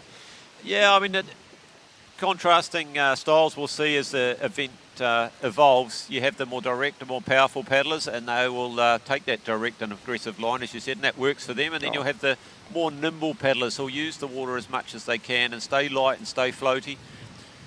There's a combination somewhere between the two. Well, you're right about that, Ian. Hannah's putting some power in where it's needed. She's got good lines, just need to get that. Oh, just caught the tail on that bollard, and that stopped the spinning there. So just a little bit wide on that approach. I don't know whether you noticed that. Just above 13, there's a bollard, and Hannah's tail just clipped that, and that put her offline a little bit. She's recovered well, and she'll just keep paddling down. She's hammering down. She's very fit, so she'll still have plenty of horsepower. 14 wasn't a problem. She got that back. I wonder what grabbed her boat then. Underneath this river, folks, there's a whole bunch of the grey bollards you can see right at the bottom of your screen, and they help with the flow and create the eddies and the waves, and it would have been one of those. And it's looking strong. Just got to hold it together for a few more gates, and she looks really good. Yeah. This could be our first clean run we've seen in the women's class as well. Now, this is the all-challenging drop. Oh yeah, nice bow direction. And perfectly lined up. Just very nice and tight under that pole and a good exit. Good stuff. Well, let's watch this time for Hannah Thomas. She's got a strong finish as well. She's still got a good 50 metres to power on. There's still a lot of river there. And she's certainly hammering it all the way to the finish. Let's see how she comes across that finish line.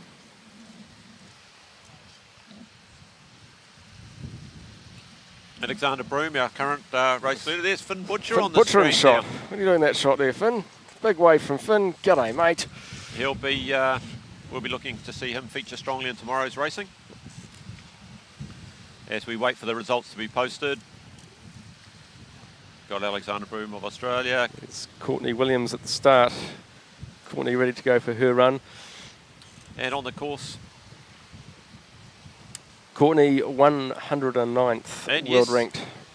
Hannah Thomas has taken over the race lead. She with a 117.14 and clean. And Mackenzie Grews is our second place holder currently with another clean run. Alexander Broom now been knocked down to third, River Mutton into fourth. So we'd expect to see this happen as our better and more experienced paddlers come down. Well, Courtney Williams to chase that time of first place of Hannah Thomas as it stands, and Courtney's made a blistering start.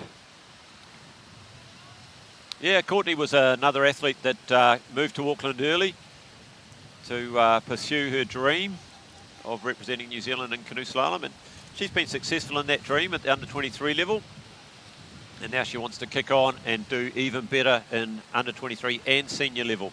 Courtney's stomping down, and there's some really good clean work going on there. A little bit of a dig to get across the course. Look at the power. Go, Courtney. Yeah, she looks very strong. I think we've got a great bunch of under-23 women competing at the moment, so competition is fierce. And Courtney getting caught by that whitewater, having to fight it back around. That 11th, that 12, 13. Good. Got to exit, get the boat speed back.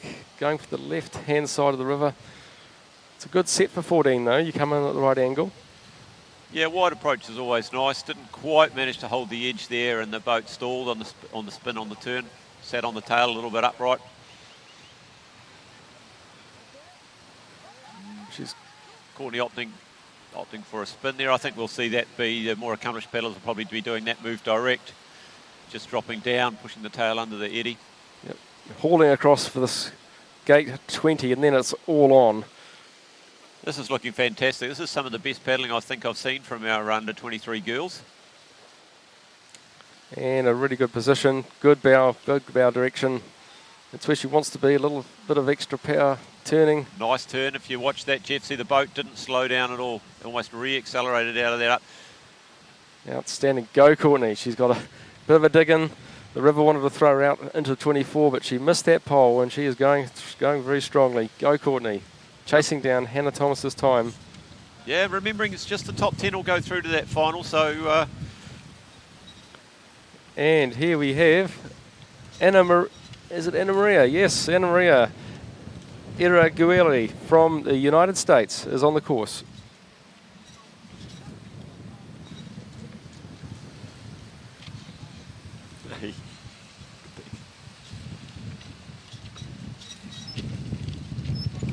And the wind's picked up here, but not so badly on the course, just out here where we are. That's a good little tight turn into 14, well set up for the next. Opting for a slightly wider, yep, correcting the boat direction. That's a great looking boat, I must say. Style, charm and charisma. Yeah, got it all in, and so now we have Courtney Williams' run was quite successful, but not as good as needed, so she's in second place. We've got Hannah Thomas, Courtney Williams, Mackenzie Grews, Kenza Randall.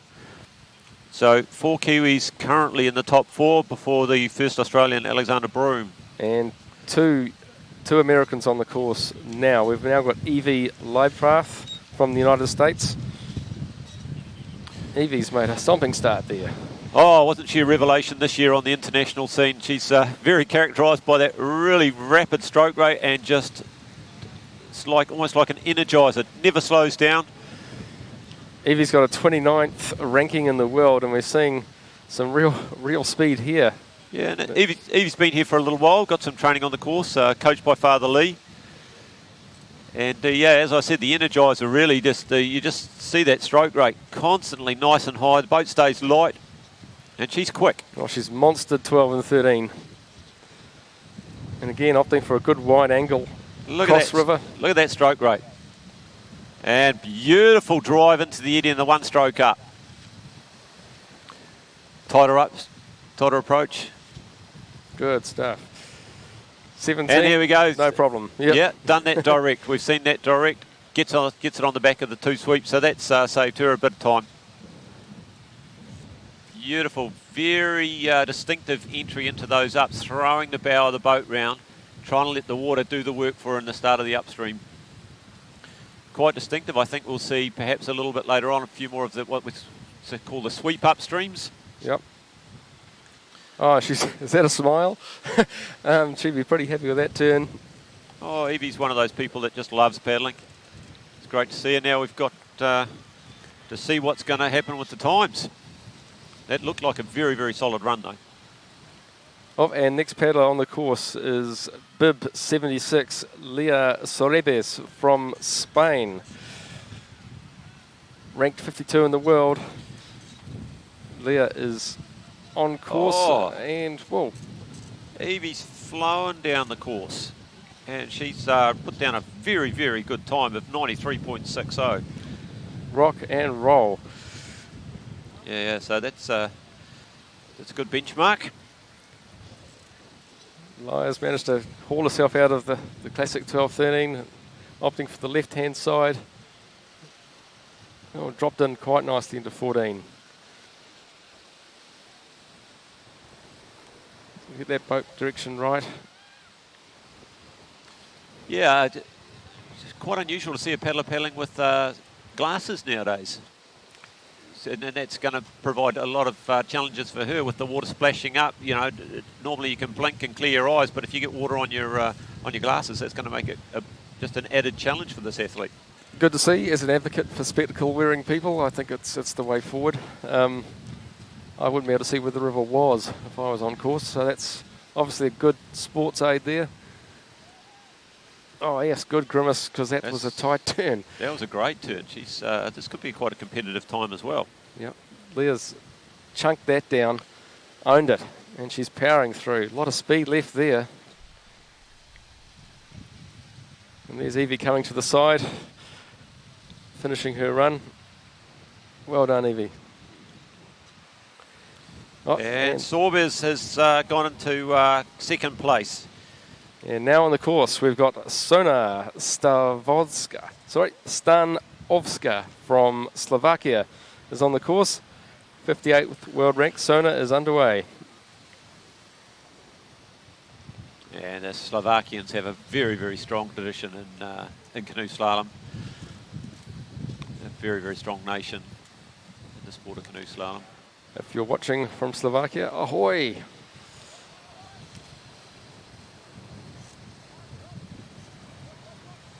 Back into the flow of the river. They're opting for the spin through 17. Yeah. Cautious approach. Yep. I would say cautious approach. We saw Evie with the direct line and she went straight into the lead. So obviously a few seconds to be made up there. Yep, and boat speed. You maintain it and you're perfectly set up for the next gate. Yep. Going to get that boat round for the bow dip and not a bad pop. Just got to do an extra couple of strokes though to get out and through, but that's a great turn though from Sona. Yeah, Sona just pushes her way down to the finish now. Just getting the weight to the back of the boat so it pops out. Archimedes taught us all about that. And she's got a very strong, powerful finish. Well done, Sona. Yeah, remembering that only 10 athletes will go through from the semi-final to the final. And now we're down into our final 7 runners on the course. So from the Netherlands. From the Netherlands, Martina Wegman is on the course. 27th ranked in the world. We're in the real back section of this course now. We've got the top paddlers coming through. Martina is really powering through that tough section there. We're going to see what happens with the first tricky behind the bollards upturn. Nailed it. Just nailed it. Yeah, Martina, no stranger to New Zealand, of course. Married to a New Zealander, so that's got to... married to Mike Dawson, and Mike, I'm sure, will have given us some tips out here on the course. He's a very experienced paddler, knows what he's doing out there. But Martina, very experienced paddler. She's been on the... She's having to power up to get back to that one. She's been on the world circuit for a number of years and has a lot of skills. Gate 19 wasn't her friend. And here we go with Jane Nicholas. We saw elder sister Ella on the course earlier on, and she'll be, I'm sure we'll see her running down the course supporting her younger sibling. Blistering start from Jane. Man, she is really going. Jane's paddling very well at the moment. Got a good program. She's put her medical career on hold and is pretty much focusing on that Olympic race. And so she wants to do really well representing the Cook Islands. And she is looking very solid, eh? Oh yeah, it's stomping through there. Good lines, good power, and assertive. Very assertive. And wanted to get that 12, 13 right. Yeah, caught that water a little early there, Jeff. Caught the hole above the turn, but made a good recovery. But that will have cost her a few seconds. Yep. But she's back into the flow and going for the good wide line into 14.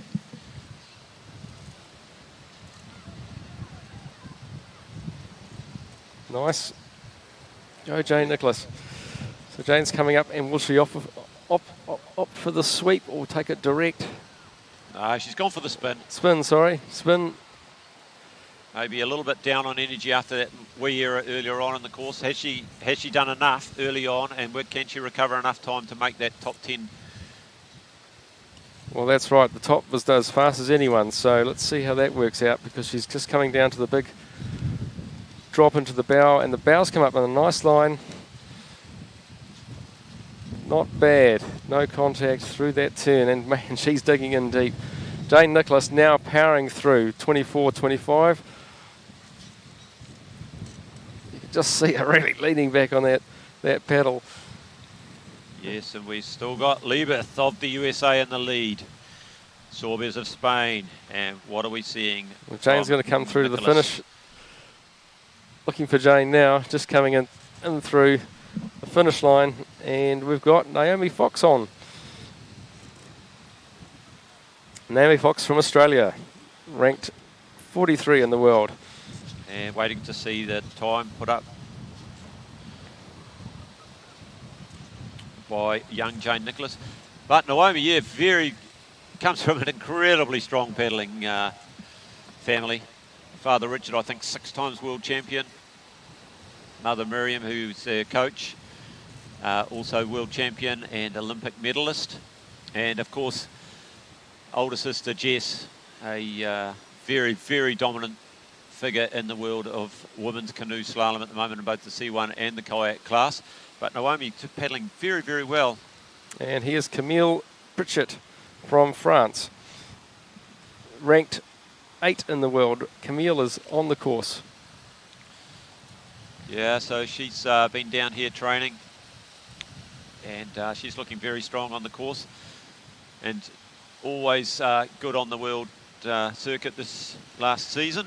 We're into the last 4 to 5 paddlers now, and it's all about who can pop out into the lead as a result. They're looking for clean, fast runs, and this course offers nothing but challenge. Cami taking a bit of a hit there in that stopping, probably a little bit too much downstream edge. Didn't manage to keep her boat flat enough to bounce into the upstream. Opting for a very early spin here. Yeah, very tight. Lovely upstream exit. Fantastic. Different plan there, and it paid off. Well done, Camille. Just, wow, really owns that direct take, dropping the back of the boat in, that last upgate, and going direct into 17. Good time save there.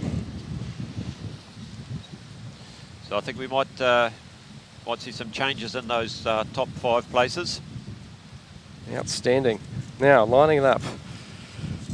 Very important to get that line perfect, because you just can really change things on this gate. Perfect line, look at that. And nice out as well. Camille Pritchett.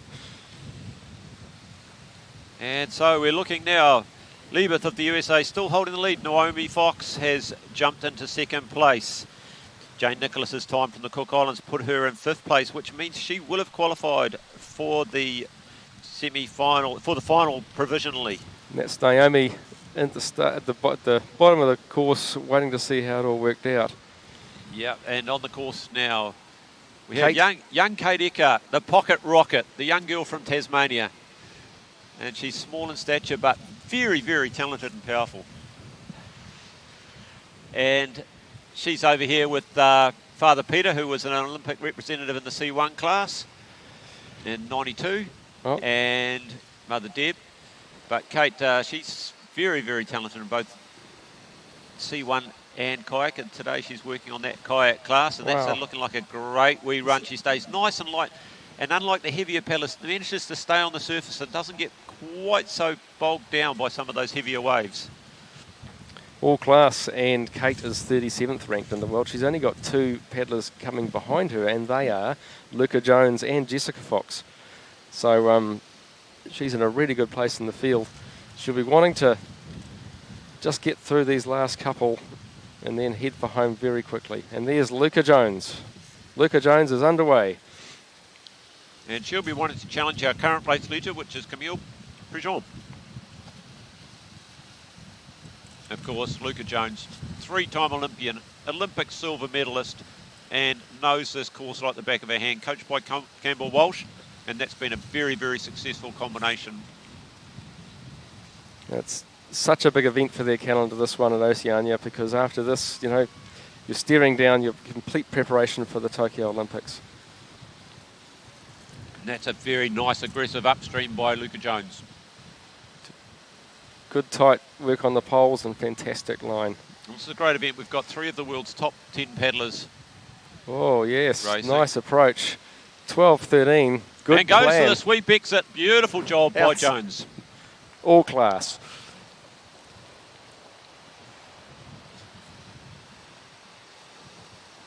Good tight turn on 14 and very well set up for the next gate. Oh, interesting. Luca Jones electing for the spin there. I've been a little bit offline, but maybe confident in where she is on the course. Great positioning for those very important 2 downhill gates going into the drop. Pops up nicely. That's a good bow direction. Luca's got down very smartly. That's a good time. She's now powering through 24-25. Outstanding run from Luca Jones for New Zealand. And now Jessica Fox is on the course. Bib 69. #1 ranked paddler in the world. And Jones has gone into the lead. A clean run has put Jones into the #1 position, currently on the course provisionally, just with one athlete left to go. That's Jess Fox of Australia, the world #1 ranked paddler. What a difference a clean run can make for Luca. That's awesome. Jessica's really positioned herself well for 12, nails the 12-13 combination expertly. Had the privilege of commentating with her father Richard yesterday. Well, and a big wave in the face there for Jessica, which hasn't slowed her down at all. Also going for the spin there on 17, as Luca did. Yeah, I wonder if these girls are just saving a little bit of energy, knowing that the final's the winner-take-all race today, and they might just be doing enough. There's a lot in common between these runs. It's going to be awfully close. Jessica's got a good line out of there as well. She'll be wanting to get a nice tight exit, as she has, and she's now powering through 24.25. Wanting to chase down that top time held by Luca Jones. How's it going to work out? What's going to happen next? Well, let's have a look at the old scoreboard. It looks like 106 is what was posted on the time.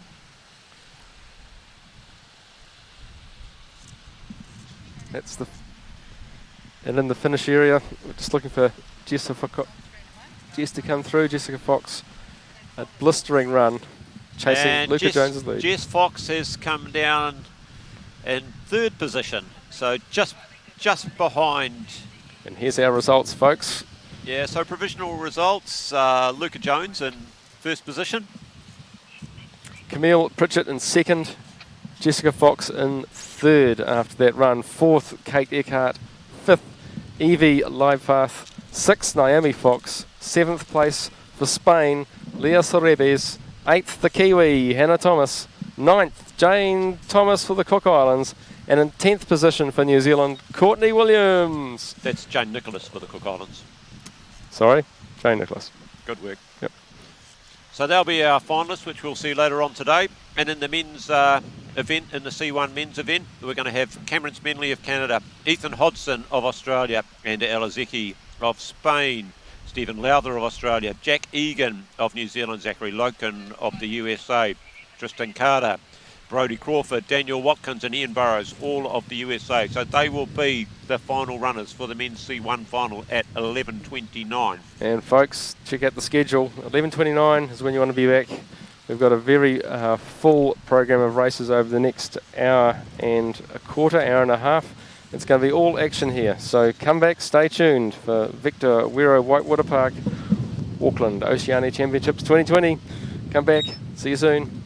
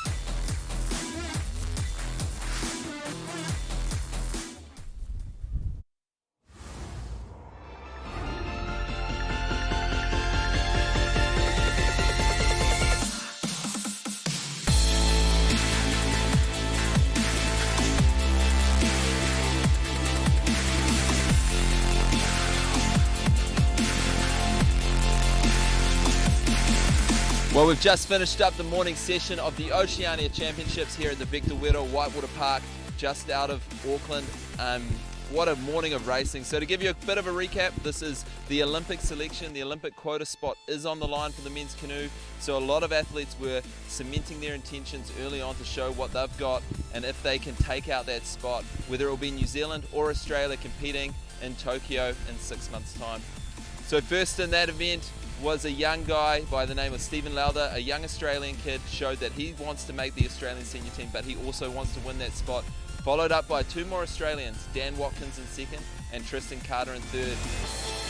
For New Zealand though, it was the young Jack Egan just a few seconds back, sitting in 6th place, followed by a few other Kiwis. So New Zealand is in the mix there to take that spot, but that's going to come down to the racing in the semi-final and finals on Sunday. Great to see all the Kiwis through, and great to see that they will be battling it out for the spot. In the women's class, the Olympic spots have already been decided. New Zealand and Australia and Cook Islands will be competing in Tokyo. However, it's a bit of a battle of pride. We had Jess Fox and Luka Jones, two of the top contenders to win those medals in Tokyo in a few months' time, looking to show pretty much looking to show the work they've done over winter. And it was Jess Fox that narrowly slipped ahead in the qualification event, just ahead of Luka Jones and Kate Eckhart out of Australia in 3rd place. We're talking minute, we're talking about 0.6 of a second separating those top 3, and we've got to remember in slalom this is a sport where a touch, when you touch one of those poles, it's 2 seconds added to your time. So very tight racing, it's sure to be a showdown.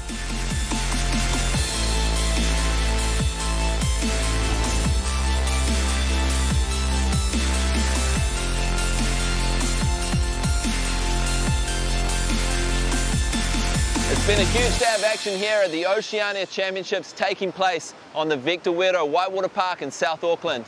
We kicked off this morning with some brisk action in the qualification races where athletes were battling it out for those elusive semi-final spots.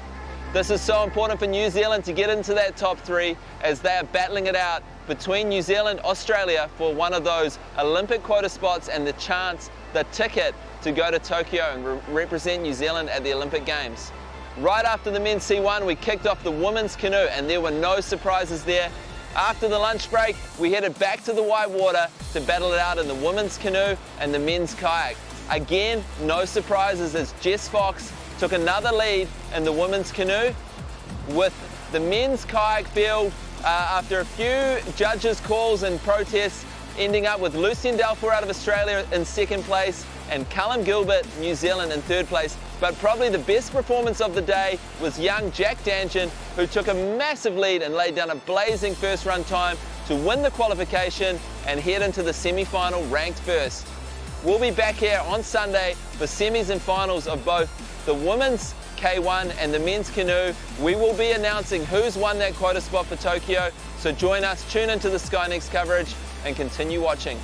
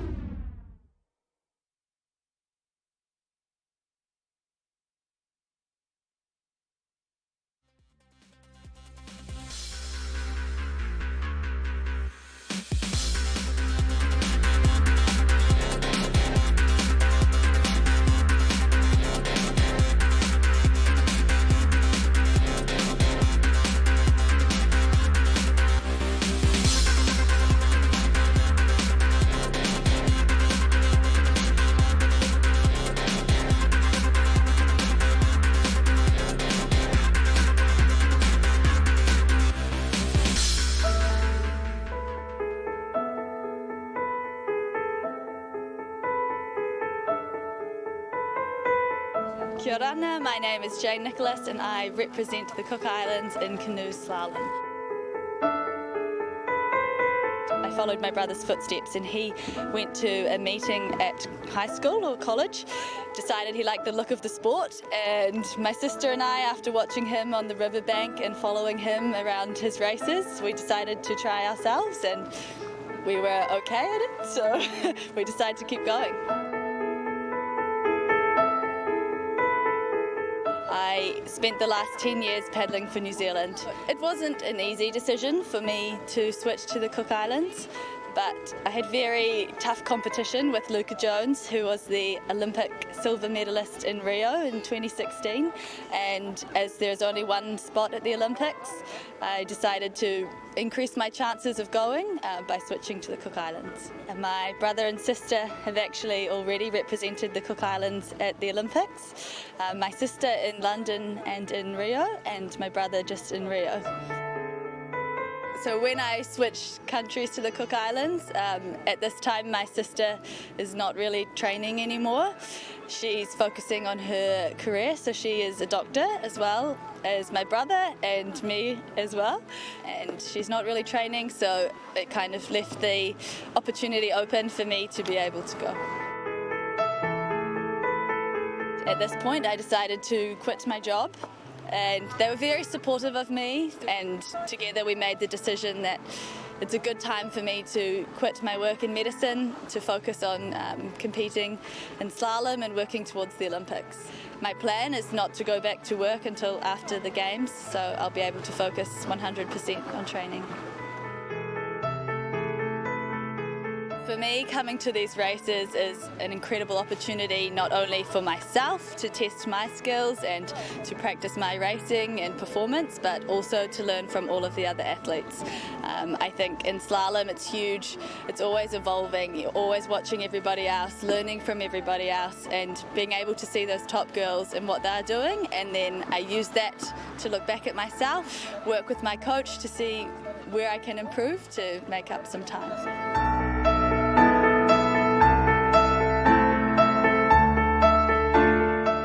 I've learned so much at this race, and I'm putting all of it towards my training to hopefully qualify for the Tokyo Olympics in 2020.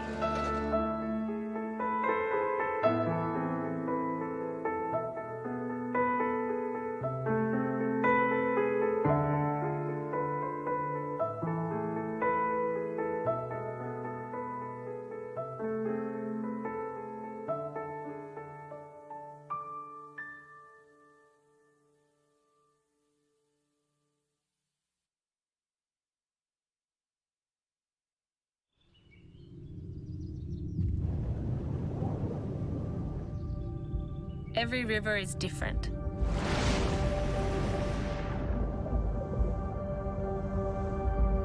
Every race is different. You can never be fully prepared for a course.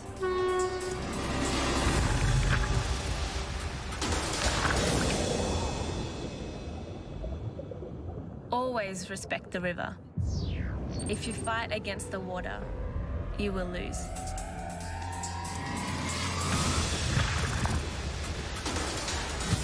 I compete for the time, but I race for the feeling. That sensation, the power.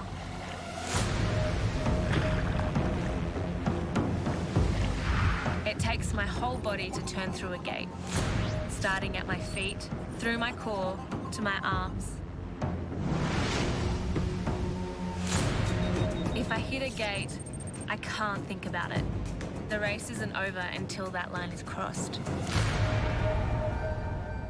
The conditions can change in an instant. I have to be able to react and adapt in the moment. It's my instinct to take risks.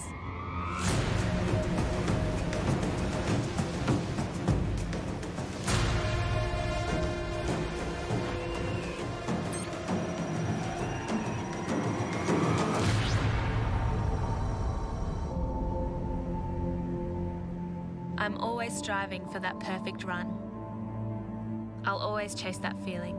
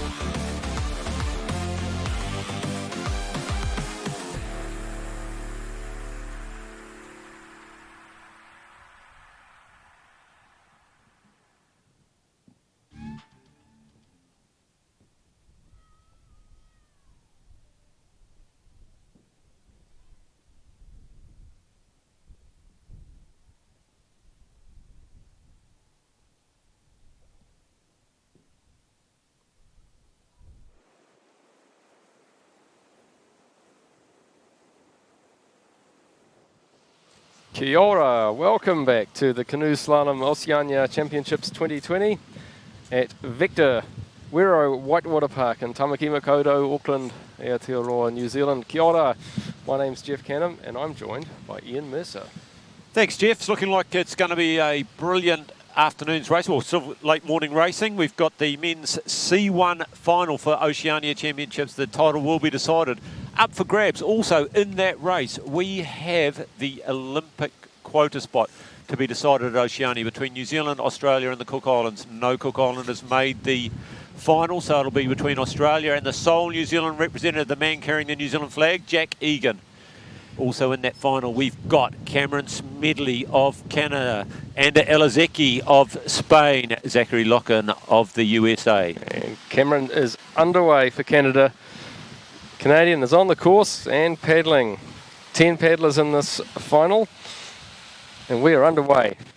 Yeah, Cameron, of course, raced at Rio for Canada in the C1 event, and he's looking strong. So he's no stranger to pressure and final type kayaking. It's all or nothing. The semi-finals and the qualifications count for nothing now.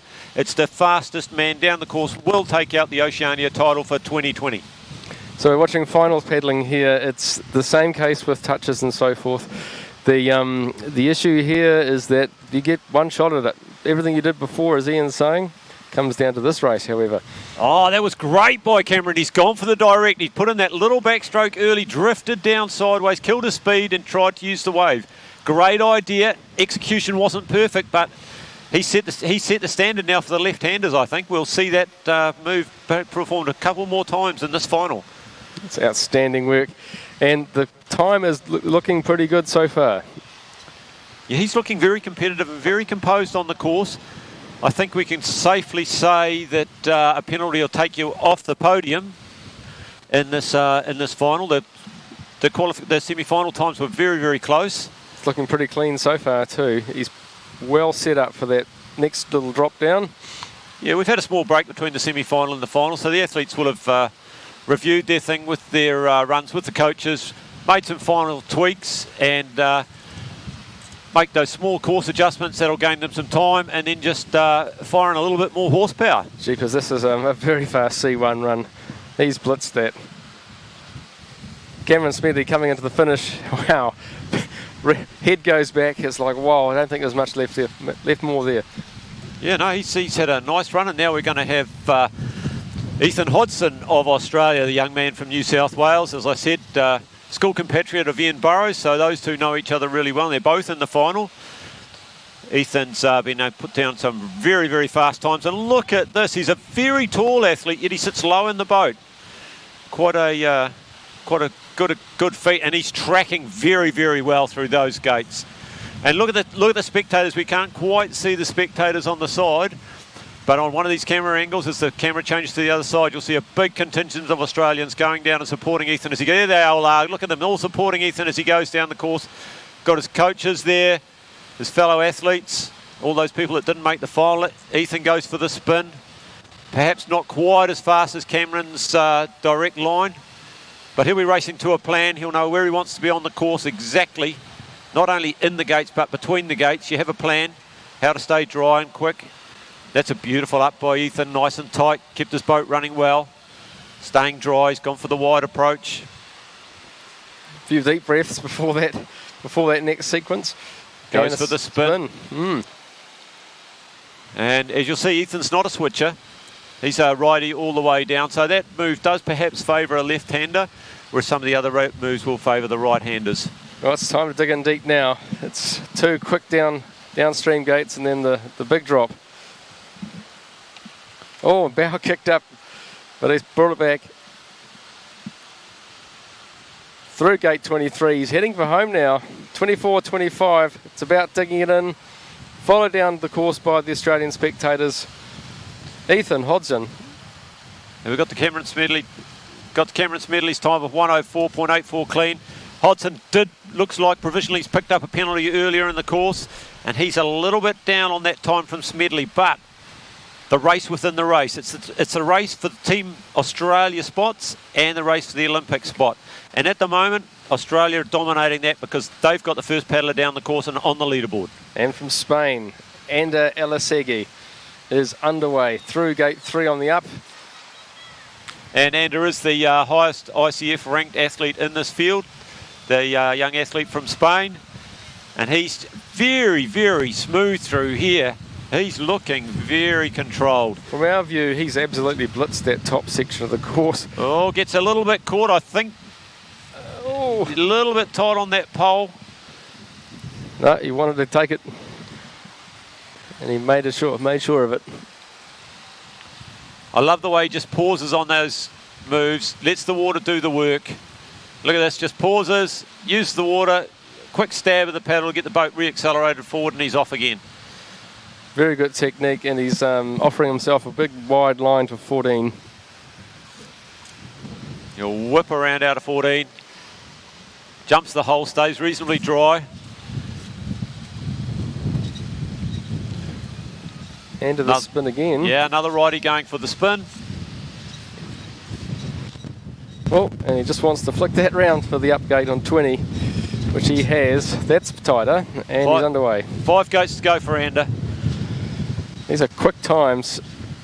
Smedley with the 104. It's another good bow line out of there, and yeah, be happy with that turn. Ander heading for the end now through 24-25. That's a tidy run.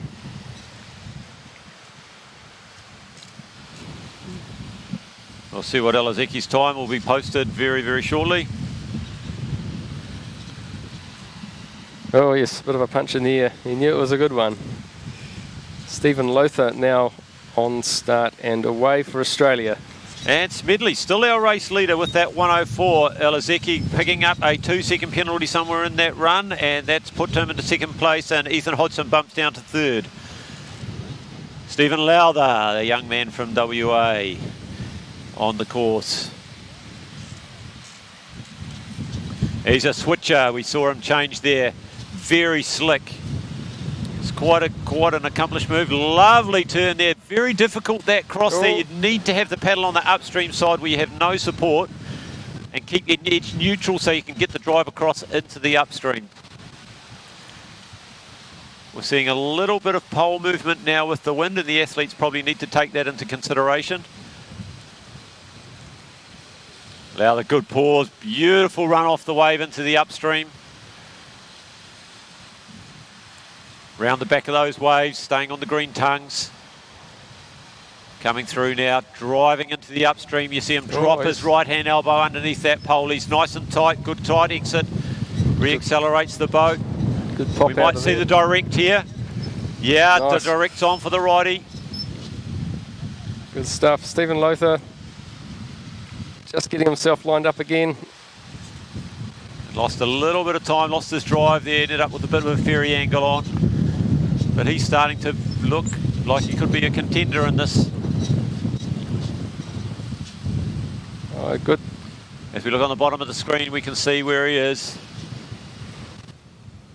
A little bit of wind on those poles, but not too badly. Through 24-25, Stephen Lothar changing to dig in for home.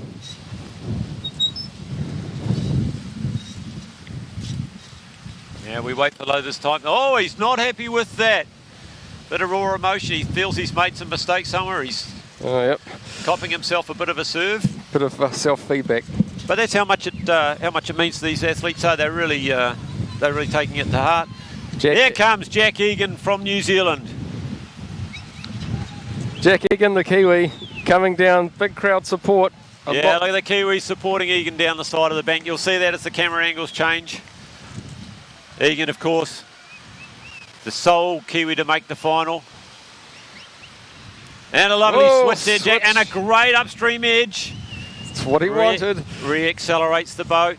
Good 3 or 4 strokes. Perhaps not quite catching it as much as he would have hoped to get more work out of the water, but going well. It's got a good support on the bank here. Staying dry. Nice work. Needs to punch that. Beautifully done by Jack Egan. He's done that move before, I'd suspect. Yep, that change in training is really paying off. Switching over as if it's second nature now. Nice drop into 14th. Killed it. Nice. Perfectly positioned for the next gates. Oh, and it's a flip, but it's a recovery. Oh, that's the commentator's curse. And what was looking like a very, very promising run for young Jack Egan. That's 2 good self-rescues. Got to take the opponents out of that. He'll be a little bit disappointed. He'll just gather himself together, and you'll see the young man put it back together, and he'll finish the run nice and strong, showing people of his true paddling skills. And unfortunately, that's racing. When you're racing right on the edge, everything's on. Yep, when you're pushing on the that line, hard. you push as hard as you can, and sometimes a little thing like that can happen. But that was a great display, and his coaches and himself will be looking at how he performed against the other athletes in the top part of the course, and he's finished nice and strongly. So well done to the young Kiwi. Well, if that's an indicator for the future, that was a stonkingly good start for Jack Egan. Yeah, Switching easily and moving down really quickly. And I think, unfortunately, from New Zealand's perspective, the dream of a C1 athlete at the Olympics may have just fallen off then. Nothing's finalised yet, but the Australians are looking pretty strong now.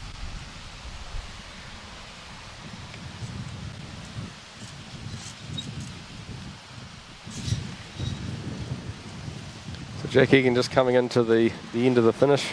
And he'll be a bit disappointed with that, as can be expected, but he was paddling so well at the start, but as we all know, it's what happens at the finish that really matters. It's tough on athletes. It comes down to 90 seconds, and we're just about to cross over for an interview.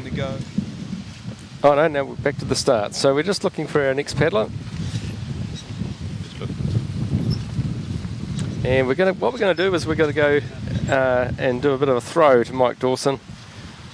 And we're going to interview Jack Egan down at the finish line.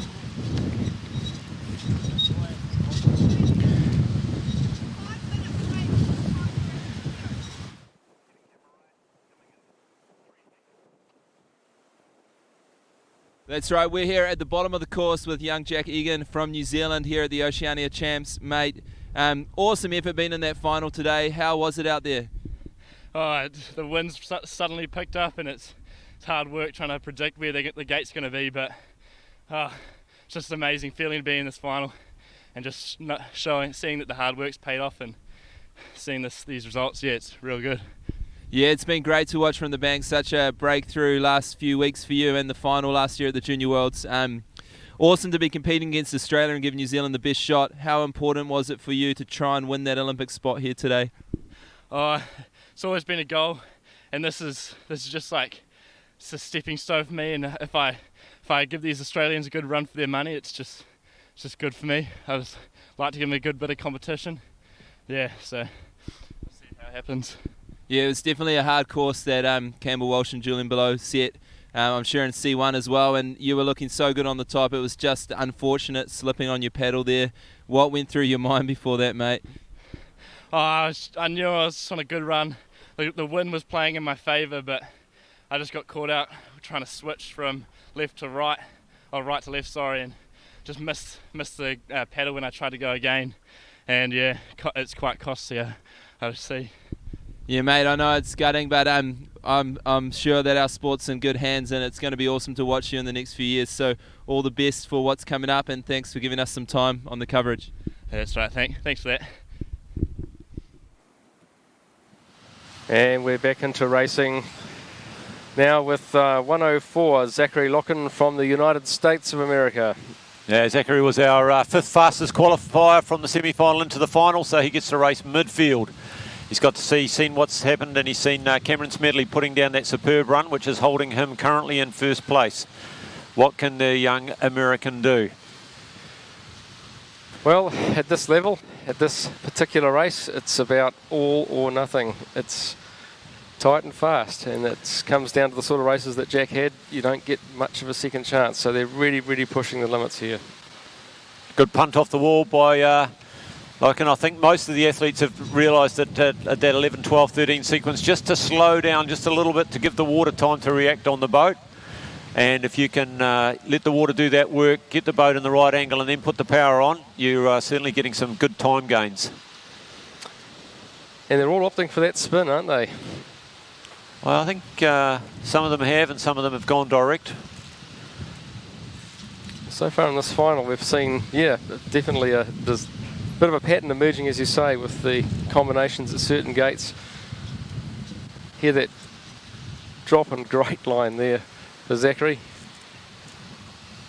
Very fast run. And he's back through 24-25. That sprint to the finish. He was very, very fast in that top section of the course. So the first 12-13. Very, very fast. We'll see what his time looks like in the results as we post that result. Of course, 2-minute intervals now.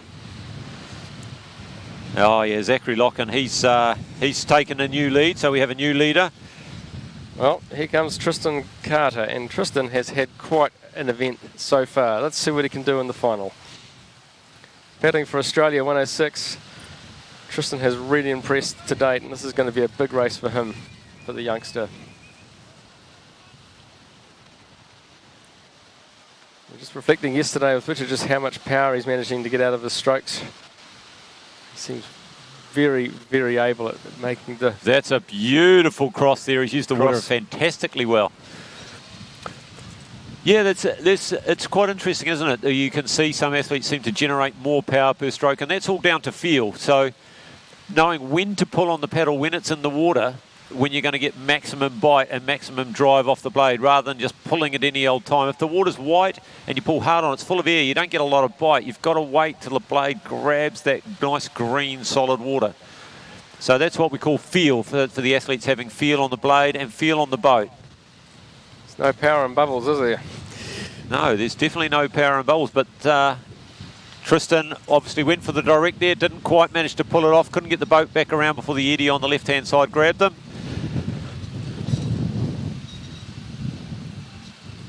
Nonetheless, he's going at quite a pace, so let's see how that works out for him nonetheless. And I'm just looking at the provisional results now. We seem to have a bit of a change, with Zachary Loken is still the current race leader.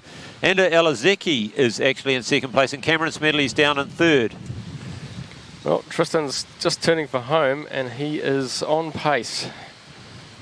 Yeah, I think Tristan's run has been fast and quite good, but I think he may have picked up a few too many penalties earlier on in the course. Particularly in that first three gates, he picked up one, and he's not looking overly happy with that. He's going, what have I done? What can I do better? And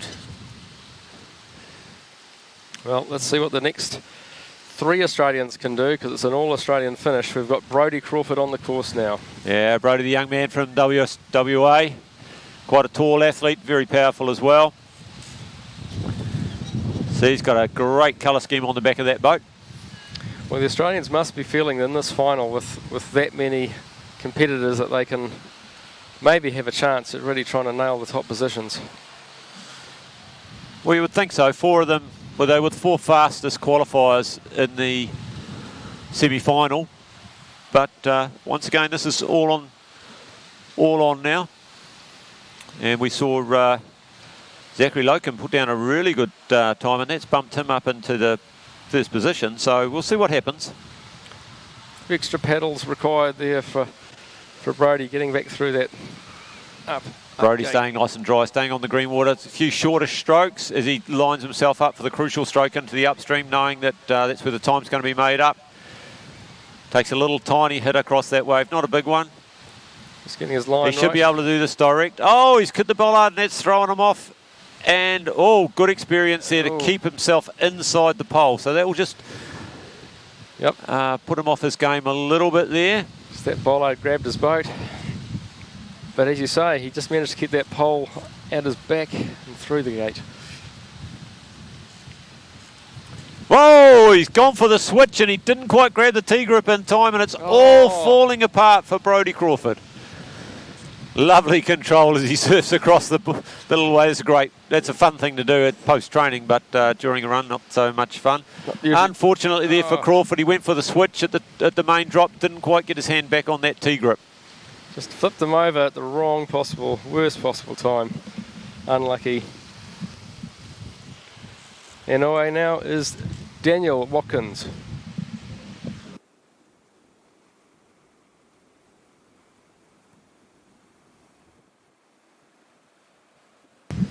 obvious ones are okay. Sorry. And Daniel Watkins, and this is the man from Tasmania. Very, very fast, very aggressive racer. I think the wind's come up a little bit now, and that may be putting a few of the athletes off with the poles swinging slightly, but they should be able to adjust for that. It's not extreme by any stretch of the imagination, but they'll all be wanting to take this Oceania title out. They'll all be wanting to secure a spot in the Australian team. So let's see what's going on. Very aggressive there. Nice and tight exit. Staying on the inside. There's a switch there, and he managed to grab hold of his T-grip. And a good turn. Looking for the good line, which he has. And there's a switch. And the spin again. Conservative spin, perhaps. Yep. May have seen what's happened to his teammates. You generally get a bit of information. There's another great switch. You generally get a bit of information up in the start block, but perhaps not for the athlete that went just in front of you. A bit of movement in those poles. This time, nice. That is line. A beautiful line, and watch, he'll feather the boat around there, and off he goes. Yep, pops this it out. This is looking like a very strong run from Watkins. These guys all coached by Robin Jeffrey himself, a former Olympian in the C2 class. So good to see the tradition being given back by Australia using one of their own athletes. Good affirmative nod there from Daniel over the finish. Is Dan happy with that? He's certainly in a bit of pain. You can see he's looking pretty sore. And Ian Burrows on the start line, ready to go, ranked 36th in the world. This is our final paddler, again from Australia. Fastest qualifier, fastest in the semi-final. Sorry, second fastest qualifier, fastest in the semi-final. He's got a lot of experience, Ian. He knows what he has to do. He's been in this situation before. He'll be wanting to secure that Olympic spot for Australia and also secure himself some ranking points in Australia so he gets to take that spot through to the Olympics. Of course, Jess Fox already selected in the women's class for Australia. The other class is up for grabs. And we'll see that a little bit tomorrow with the men's kayak class as well. And we'll see some double up. Some of these athletes will also be racing in the kayak class. Oh, great recovery. Too much angle on the boat, caught the water, and that was an incredibly tough move to pull off on the crossbow. Well, the river wanted to be the winner, but it wasn't that time. And a good wide line into 14. So Daniel Watkins has stormed into the lead. He's got a clean run. He's got a 101.57. That's the time that we're looking at for Burrows to take. But Burrows was very, very tidy in the top. He's quite conservative here. Well, it just lines you up so well for the next gate, and that might be what the pattern's formed around. Yeah, and we know Ian's fit. He's been to this course quite a few times this year. He came here early. I think part of that was to do with the unfortunate fires in Australia, the air quality being a little bit questionable. So he came here early. He spent a lot of time on this course. He knows the course well, and this could be paying off for him. And he's been seemed to think this was a good investment by me. How's he gone? Provisionally, how's he looking? Watkins, Zachary Locken of the USA, and Alex Zaki in third. And we all wait for Ian Burrows' time to be posted. And does Ian look happy at the finish? We're waiting. Just waiting for him to come through. We wait to see that time posted for Burrows. A lot of clean runs in that.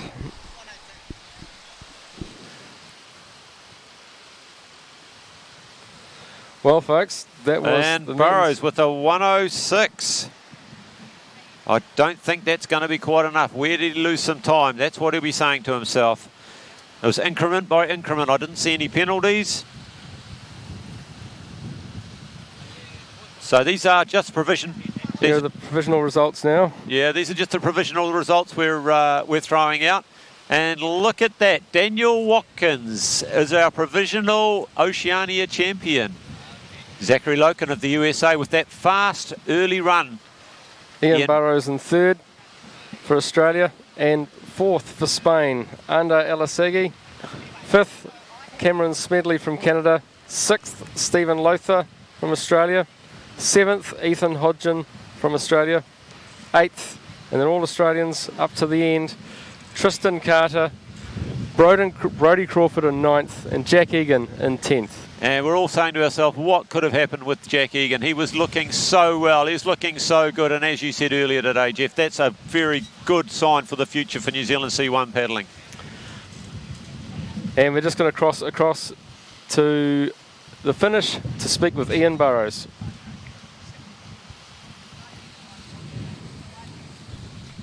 All right, sweet. We're down here at the finish of the men's C1. We've crowned our champion, Dan Watkins, but right now I'm catching up with Ian Burrows out of Australia. Mate, an Olympic spot on the line this morning for New Zealand and Australia, and you guys took it out. I guess you've looked at the results. How important is that for you? Really good. I mean, for us, Australia to get a spot is like awesome. So as long as we've got a spot now, it's all good. Now it's a battle between the Aussies now to see who can claim that spot with only one place up for grabs. It's a tight field. Yeah, we've seen tight racing. Australia definitely made their intentions known from the start with the 1, 2, 3 yesterday in qualies and in the semis and now in the final pretty much. So it's going to be a tough battle. What's kind of your anticipation as you move into the next stage in Sydney? We'll just get back home as quick as you can, try and get some training in. Everyone's paddling really well, so it's going to be a bit of a fight out. A bit of a home course advantage for myself and Penrith. So really looking forward to getting back home and back into some training. And how did you find racing Oceanias here at the Victor Wero Whitewater Park in New Zealand? You've been here a few times. Do you enjoy it? What did you think of the course? The course itself is really good. And the facilities here are awesome. The course they set today was really hard, especially with this wind. There's probably about 20 km/h wind going on out there, and those gates are moving around, and there's not much sort of leeway on each of the gates. So it's really, really hard racing and really hard to go clean. And yeah, so it's been really fun. Yeah, mate. Hey, we wish you all the best as you move to Sydney for the Australian Open in a few weeks' time for your Olympic selection. And cheers for joining the Sky Next coverage. Thank you very much.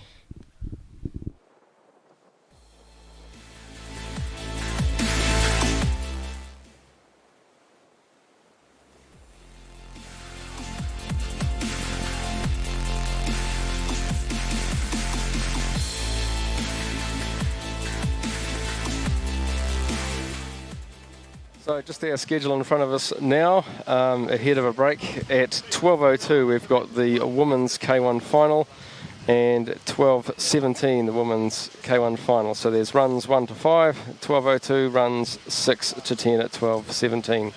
We're going to a break now. Look forward to you joining us back. And we're going to cross for another interview, bonus interview. Over to you, Mike. All right, so we're catching up with Dan Watkins, Oceania Championship title holder, mate. Congratulations. I know there's a lot going through your mind today. Olympic selection, Oceania Champs, team selection. What was it like out there? Just talk us through it. Yeah, I was definitely probably more nervous than I would be for the Oceania Champs. There's a real lot on the line in the final, and we had 5 or 6 Aussie men in the final. So yeah, it was a lot of pressure, but I'm really happy with the outcome. It was a super challenging race today. Really hard course to start with, and then a bit of the wind and the pressure of everyone throwing down. It was really exciting and really hard work out there. Yeah, I know we had young Jack Egan in there representing New Zealand, hoping to win that spot, but unfortunately he came unstuck with a 50-second penalty early in the final. Did you know about that? Did it change your race plan? I did see that when I was warming up, and it didn't really change my race plan. With only one young New Zealander and 6 of us Aussies, I thought it was pretty likely we're going to get the spot. So I really kept the same race plan and really attacked really hard just to try and race against the other boys. Really, was what I was looking at, was just a race between me and the other Aussies, I was thinking. Yeah, and that's watching from the side. It's something I love about watching you, Dan, is that you don't hold back. You go for it, and we saw that out there. We saw a massive lead that you've taken and earned those valuable points. Is that something you focus on, just going for it? Yeah, it definitely is. It's a way I really enjoy training.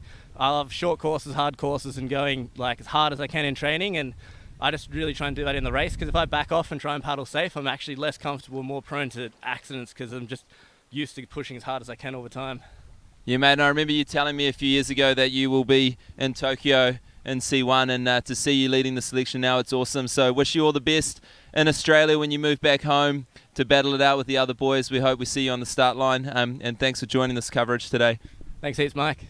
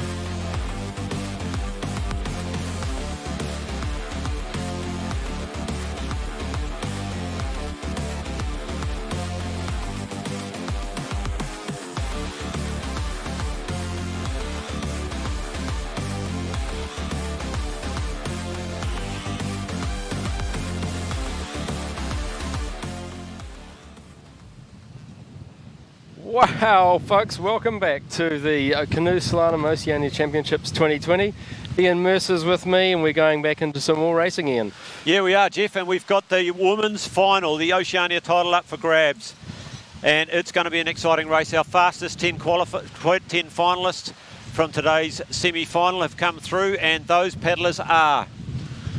Well, we've got Courtney Williams up first, and then Jane Nicholas, Hannah Thomas, Leah Sorebes, Naomi Fox, Evie Leiprath, Kate Eckhart, Jessica Fox, Camille Pregent, and Luca Jones. And Courtney Williams in the start blocks now. And with us also, Jeff, we have Ella Nicholas. And I'll just pass over to Ella, and she can give you some quick tips on the course before we get our athletes down. Ella went down this morning and is a great supporter of Jane. But Ella, if you'd like to give the spectators and the people at home a bit of a feel of what the course was like out there for yourself. Welcome, Ella. How are you? Hi, I'm good, thank you. That's the way. How's it going for you this weekend? Oh, it's pretty hard out there. Oh, it looks like Courtney's off. Courtney's underway. Mm-hmm. Would you like to be our guest commentator? Sure. Courtney's had a great start. Yeah, she's looking strong at the top so far, but only 3 gates in. Yep, there's a good contingent of supporters cheering her on from the sidelines. Mm-hmm. Yeah, Courtney's been training here full time, and so I would expect her to do a pretty good run for her final run. She had some good preparation. So I think it's really important on this course to be, there's a lot of quite tricky staggers to be setting up for those, and so far she's doing that really well. So What are some of the best moves? the best moves, best or hardest? I think from gate 6 to 14 is pretty tricky. There's a lot of gates in a short amount of space and a lot of white water. But she seems to be nailing it. Yeah, and this is a tough one here, isn't it? Yeah, definitely. We've seen quite a few paddlers really struggle with that gate combination. Yeah, and then the trick here is to stay out wide, as Courtney's doing, and then come into 14, do you think? I think so. Get a bit of speed into that eddy, and then you can use that speed to get back out of it. Yeah, and punting off the side, or just stay out wide? Probably just stay wide, I would say, but you might have seen a few C1s punting. Yes, and there's often a conservative spin at 17 before people line themselves up for 18. Well, Courtney, bit of a recovery there. Yeah, I think she's still laying down quite a good run, but she'll be disappointed to have gone a bit offline there. This is an important setup, 21-22 for the drop down. Yeah, that last hole is quite tricky to navigate. It's not a bad line. Well done, Courtney. That looked really nice. So now she's just got to hold it together for 2 more gates, and putting the power on. I think she'll be pretty happy with that overall. Yeah, go Courtney. That's outstanding. She'll be digging it right way to the end to set the time for this final. All right, I'm just going to sub out with Ian. Thank you, Ella. Thanks for those expert comments, Ella. And Jane Nicholas on the course, representing the Cook Islands. So Courtney Williams putting down a 120.36. Having some small technical difficulties out there on the course and collecting a few penalties on our way down. And now we've got Jane Nicholas, our sole Cook Islands representative in this final today. And she is looking very aggressive, bouncing around, staying dry and staying on the course very, very nicely on line. As you say, Ian, she's staying in that blue water as much as possible, really positioning those strokes where they belong. Go. Here's the crucial move we saw in the men's C1 final just a short time ago. A lot of paddlers went for the gutsy quick move and fell off, and Jane's done a great job staying a little bit conservative perhaps, but safe. Going very well. Beautiful, drop the elbow under that pole and quickly out of that upstream. That's the key, spend as little time as possible in those red and white gates. Well, she nailed that. And into 17, nice little spin. The thing about the spin is it sets you up so well for the next gate, and they've learnt that. And Jane is having a great run. She's pushing really hard. She was up on the splits, up on the first split on the time set by Courtney Williams, the first runner down the course. She's positioned well for that third to final gate. And this is the tough part when you're a competitor. You've just got a few gates to go. You've just got to concentrate. Your forearms are really starting to hurt. Everything's starting to hurt. And Jane is going to push hard all the way to the finish line. Let's see what that time looks like. And it's looking like it's going to be a very competitive time. And Jane has put down a 1:12.12. That's 8 seconds faster than the time set down by Courtney Williams. So that's a great run. And here comes Hannah Thomas, the next New Zealander down the course. Under 23 athlete, represented New Zealand last year at the Under 23 World Championships. And look at that for a tight exit. That's fantastic. Right on the money. They barely get a rest between races, and she's back on. Look at that. Yeah, this is looking very good. Hannah is racing right on the very edge of everything, and she's caught that wave well, and just uses her experience, and got a little bit caught with the back edge of the boat, but used her experience to stay off the pole there. Remembering everybody's working really, really hard, and everything is down to the smallest margin. Finals racing, it's everything you've got. Nothing left in the tank. Beautiful by Hannah. She's obviously might have made some modifications from that first run. She nailed that too. She's looking great. As I said earlier on today, Hannah, very aggressive paddler, really puts the power down on each stroke and really drives the boat down the course. It's maintaining a very good line. The spin again, but again, it's just really well positioned. She can just see the way she needs to go from there. And a good angle on 20.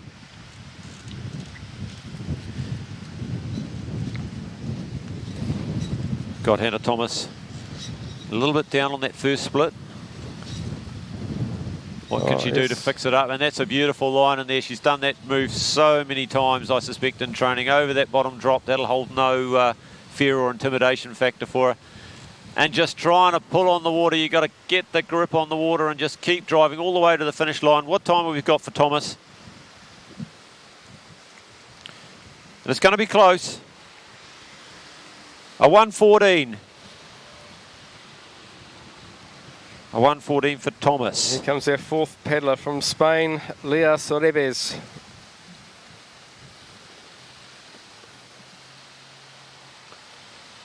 As we said, quite a strong Spanish contingent here, and that's a beautiful tight exit. Stayed on the inside. Very tight exit. Glasses count, you can see what you're doing. Yeah.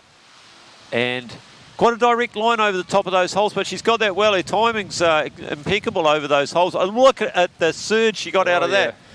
Unfortunately, dropped a little bit low. Got a good kick out of the wave, but just a little bit low on the up.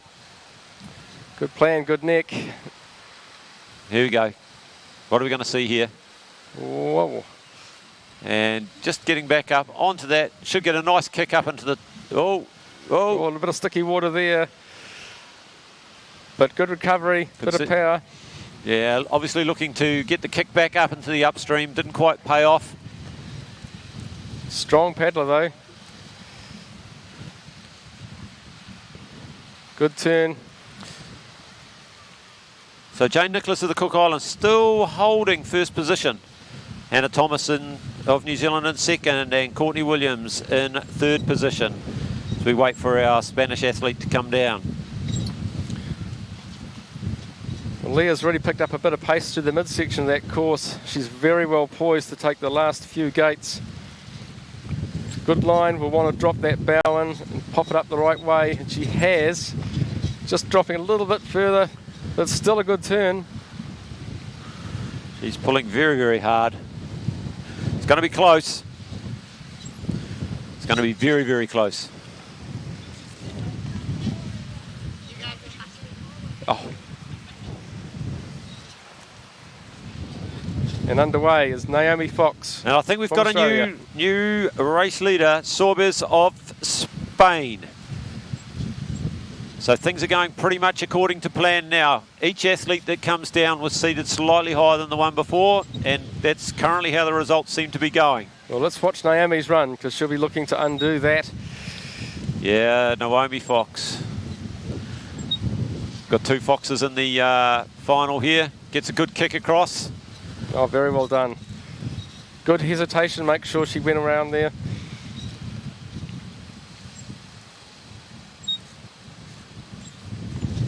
Beautiful use of the water there. How are we going to go here? There's the bang gates to watch. Oh, this is quite hard. The tail's been caught by the eddy. Good control to bring the nose back up. Tail got caught a little bit by the eddy there, pushed her down. Had a good pause, little stern draw.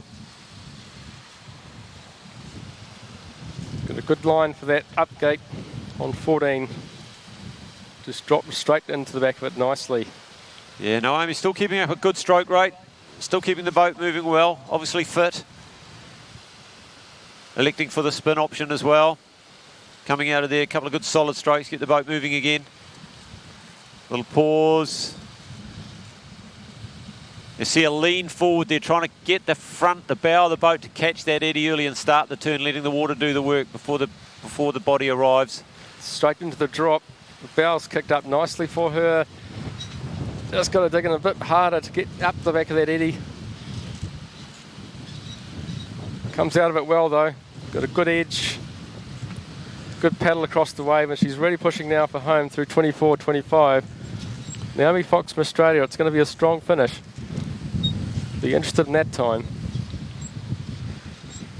I think she may be a little bit off the pace there, Jeff. Just a tiny bit off the pace. She's come down through there into 4th position. So obviously lost a little bit of pace somewhere in the course. So we've got Sorbers of Spain, Nicholas of the Cook Islands, and Thomas of New Zealand, our top 3 currently. Of course, we've got the sharp end of the race to come. Liebeth of the USA, Eckhart of Australia, Fox of Australia, Prejean of France, and New Zealand's own Luca Jones, the final 5 runners. We'll have a small gap here. I think we're going to cut through to Mike, and Mike's going to get a bit of a sense of a feeling of how the girls are feeling down the bottom half of the course, halfway through the 2020 Oceania Canoe Slalom Championships. Well, the wind here hasn't got any stronger, but it's still around. We've got a little bit of pole movement. Yeah, and that can affect the racer's mindset. You might want to modify your line. And we're just now going to go across to Mike Dawson for an interview of Jane Nicholas. All right, we're here at the end of the women's final with Jane Nicholas. Awesome performance for Cook Islands there today. Yeah, I'm pretty happy with how my final went, seeing as my semi wasn't my best work, but I felt really good on the top half. Picked up a couple of touches, which will be to my detriment, but overall happy with how I'm paddling. It was awesome watching just to see you send it out of the start line going really hard. Did you have that kind of thought when you came into this final? Yeah, I guess with every final, you know, the top 10 girls are there and you've got to put it all on the line to try and do your best. I'm probably still paddling a little bit safe, but I'm hoping to improve on that in the next few months. And what is the move out there on the course today? Oh, I think, well, for me it was the bottom. I was just a bit fatigued, but there's that 11-12 move that a lot of the girls are spinning in the middle there, and I think that if you don't do that well, it can cost you a lot of time. Awesome, Jane. Hey, we'll keep on the results, and I hope Cook Islands is on top of that podium in a few runners' time. Cheers. Thanks. And back to our starting gate for gate. Bib number 73, Evie Leibfarth from the USA. We're in the women's kayak single K1 final, ladies and gentlemen. If you've just joined the end of this final, we've got the business end of it to come. We've got some big paddlers to come, and Evie's just about to set off. Yeah, we've got five athletes left to run down on this 2020 Oceania Championships. Evie will be the first of those last 5, and then we have 3 other athletes ranked in the top 10 women's paddlers in the world. We've got the French girl Camille Prejean, we've got Luca Jones, and we've got Jess Fox. In amongst that, we've got Kate Eckhart, the pocket rocket from Tasmania. So we're about to see some really, really good racing. Evie was a revelation on the world circuit this year, and here she comes, and this is the characteristic stroke rate. We won't see this drop, the little energizer. And with that comes control and power, and she is flying.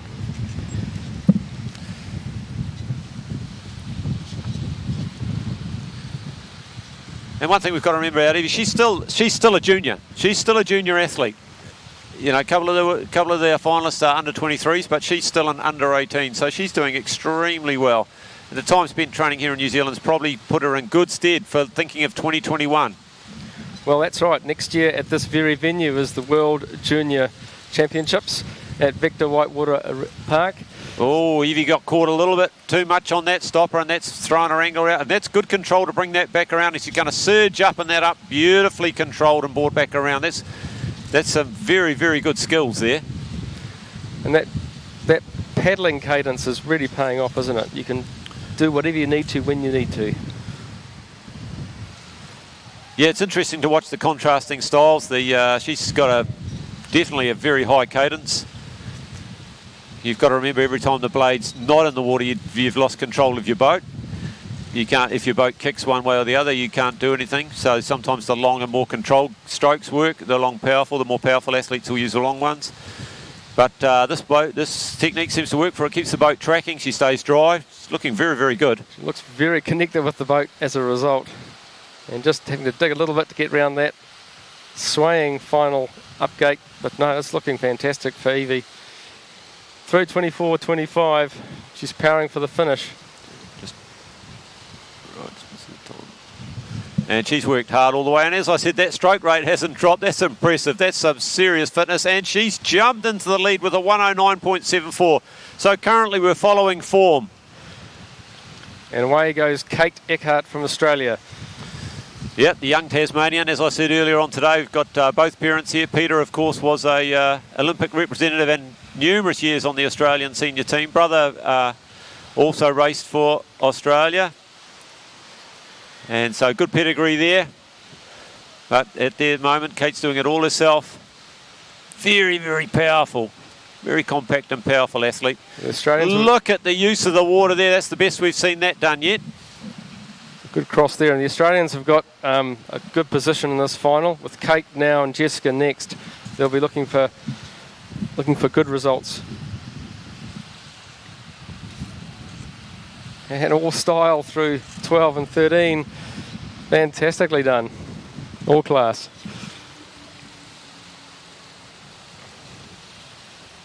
And a contrast in styles there. Just a slower cadence, much more controlled stroke rate. Taking a little bit more of the wave there. Slightly more direct line. The boat kind of losing a bit of speed through that session. Lost away a little bit in there. Always tricky when the pole's at your back. You've just got to, can't see it, you've just got to rely on it. Big deep breath coming across for the two quick down gates and then the drop. Good bow line, just needs to power up and get back through that upgate. Kate's now heading for home. She's digging in deep. Got Eckhart pushing hard. No one wants to hit the last gate and starting to sprint for the finish. And about to break the beam about now. Outstanding. And for a junior, good to see. In the start blocks and now. That's a 107. So we've seen a new race leader. We're sticking with form at the moment. We're sticking with form. So Eckhart has pushed herself into preliminary first place in the current runners. Jess Fox now on the course, the world #1 women's kayak athlete. Oh, a little error there. And you can see the power go in as she dropped a little bit low in that hole. Didn't quite get as much grab on the hole between 2 and 3. Only a small mistake, but very uncharacteristic. Oh, beautiful edge control. That's a very difficult move to come in there with the upstream bow rudder and rail that boat round. You have no support on the inside blade. And into the tough ones. Got to dig it out of there. Nice cross. Beautifully done. Good patience on the turn. Again, using the river really well. Great timing of strokes. 14's not a problem.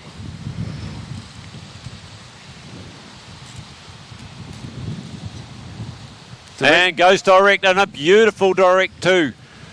Leaves the right elbow underneath the pole.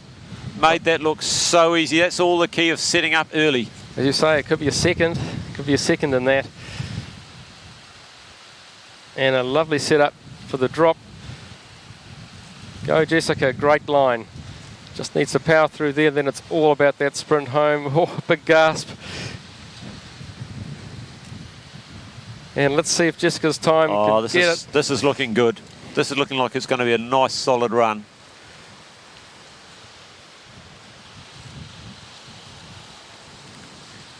Jessica Fox finishes, puffing. And in the start blocks we have Camille Prigent. And our times are getting faster and faster. A 1:02 by Fox. So Jess Fox now is our race leader. Kate Eckart in second, Evie Leithbirth of the USA in third position. Camille Prigent of France on the course now, the number 8 ranked woman paddler in the world in the kayak class. Well, Camille's chasing a handsome time set by Jessica Fox. So we've got a real race on our hands here now. That was an okay cross. Yeah, beautiful. Setting herself up nice and early, coming back on the angle. Oh, and a bit of sideways action there. Good comeback though. That tricky double gate there, 12-13. To gain some, get up some time from that. She's got a good line back across the course into 14, but there'll need to be some recovery.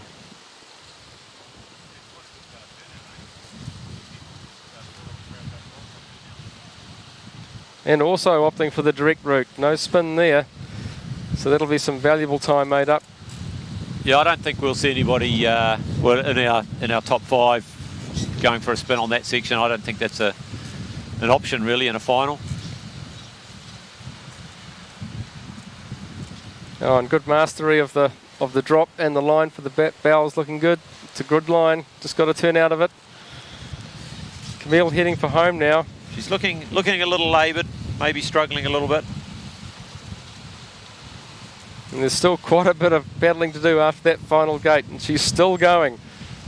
And crosses the beam. She felt good about that.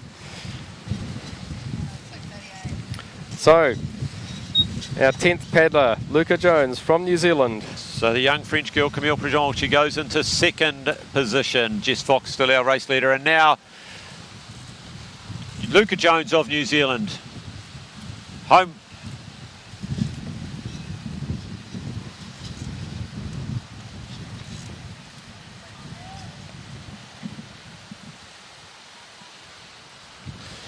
So Luca Jones looking very strong and powerful in the top part of the course. Of course, this is Luca's home course. You'd expect her to know the water really well. She can paddle well on any course nowadays. She's a threat at any World Cup or any event. And let's see what the young Kiwi can do. Silver medalist in Rio, bronze medalist at the World Championships in Sao. Qualified in New Zealand boat for the Olympics in the women's kayak and C1 events. And she's looking strong. Well, she's flown through those very, very well. And those lines are looking outstanding. Nice and tight too, as well as fast. This is a blistering run from Luca.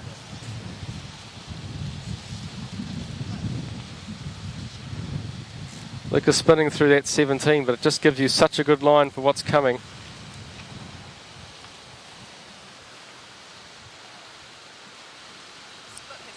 No. Crossing for the final 5 gates. Well positioned for the drop. Bow's high. Flicks it round though quickly. And Luca's through the final up. This is going to be close. This is going to be very, very close. Luca's blasting it, surfing through to the end. And we're waiting as Jones crosses the line in a provisional time and of 1:02.63, putting her in second position. So Jess, provisionally, it looks like provisional results. I repeat, provisional results. Jess Fox of Australia, Luca Jones of New Zealand, Camille Prigent of France, Kate Eckart, Evie Leithbirth, Lyra Sobers, Jane Nicholas of the Cook Islands, Hannah Thomas, Naomi Fox, and Courtney Williams. Just as the racing completes, we just wait for those results to be finalised. The presentations will be at 1 o'clock, so if you'd like to get down and support those athletes over at the red umbrellas over at the cafe there, presentations will be at 1 o'clock. So everybody's welcome to go down there. It's nice to celebrate those victories with the athletes.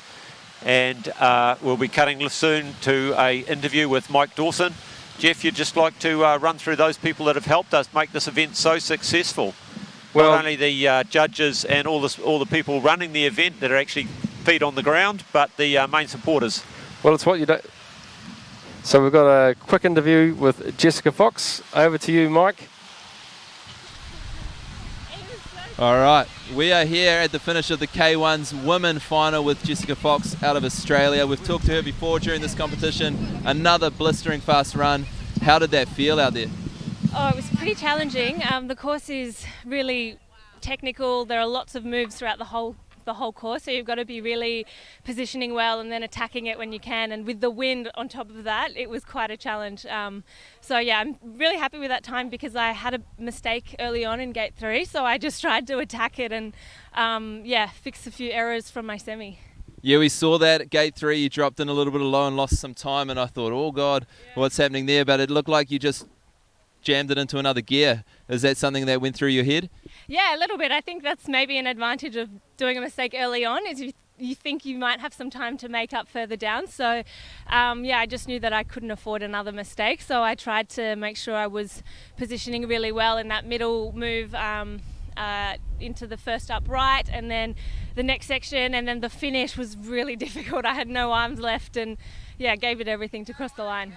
And how physical is that course? You're still obviously a little bit puffing. It's been a solid 5 minutes since you finished, but how physical is the course that Campbell Walsh and Julian set for this Oceania Champs? Yeah, it's quite demanding the whole way because there's sort of like a middle open section after gate 13 where you sort of feel like you need to kind of accelerate and charge a bit, and then you've still got to make sure that you get the next moves, because that's where the time is. Gate 17, 18 was quite technical, and I decided to go direct in the final because I made that mistake early on, and then I knew that I had to make sure I nailed the bottom drop and the sprint to the finish. So yeah, really technical. It's been 5 minutes and I'm still lactic and puffing and dry mouth, so Oh, well, we'll let you go get some food and relax. Thanks a lot. Awesome effort. Congratulations from all of us in New Zealand for such a wicked weekend of racing so far. And we'll see you back in action in the women's C1 tomorrow. Yeah, thank you. Thanks for putting on a great event, and to all the judges and officials. It's awesome. Thank you. Thanks, Mike. My goodness, it's been an exciting couple of finals here at Victor Wero. A big thanks to all our voluntary judges. We've had a lot of volunteers helping today, and this show is also assisted by people such as Victor Wero, Grassroots Trust, High Performance Sport New Zealand and Sport New Zealand. It's been an absolutely exciting couple of finals, and we've still got the day to go tomorrow.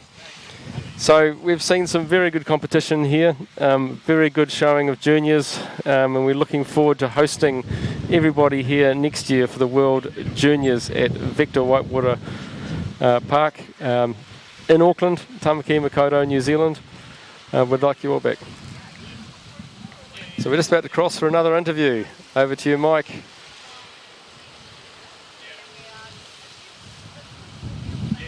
Yeah, we're about to touch base with Luca Jones, New Zealander, who's just had a very fast run time. I can see on her heart rate watch on her wrist, she's still very, very puffed. Awesome run, Luca. So close between you and Jess. Way to see you just absolutely light it up from the top. What was going through your head when you heard Jess's run time? Well, I actually watched Jess's run from the top and saw her time and knew it was like 2 seconds faster than my semis time. And yeah, I quite like the sort of feeling of having to step up and put something good down. And I was fighting a bit out there, but I actually really enjoyed the whole weekend of racing. And yeah, it's great to have Jess over here to compete against. Yeah, it's been awesome to watch, and just sitting here at the bottom watching your run come down, there were a lot of comments from the other girls about how dynamic you were looking out there, how fast and how much you were attacking the course. Is that something you and your coach Campbell work on often? Yeah, I mean, I've started training with Zach Mutton, and he pushes me a lot, and I've been doing some competitive sessions with the K1 men, and I'm getting pretty close sometimes. So yeah, I'll just keep building on that and kind of keep developing my style.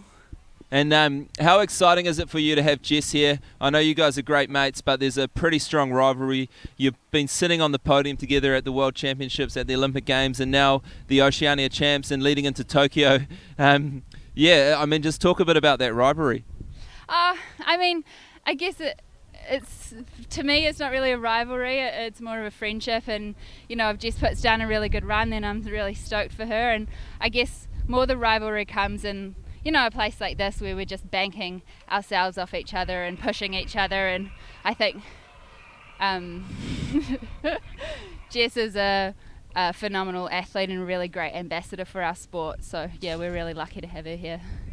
Yeah, awesome. Hey, way to watch you race, way to go, and we wish you all the best for the C1 kicking off tomorrow. You'll be battling it out with Jess again there, same plan?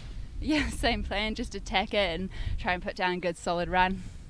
Yeah, awesome. Thanks, Luca. Awesome. Cheers, guys. Thanks, Mike. Thanks, Luca. Thank you very much for all our interviews, Mike. That's great to have you down by the finish line there. Well done, Luca, but very well done, Jessica Fox, for that first place. Outstanding. We've had a really good day here today. We've had 2 outstanding finals in the beautiful Victor Wero Whitewater Park. We've had 8 nationalities competing here in Auckland, and we're really looking forward to the World Juniors next year. And let's look at the schedule now. Well, there's our schedule.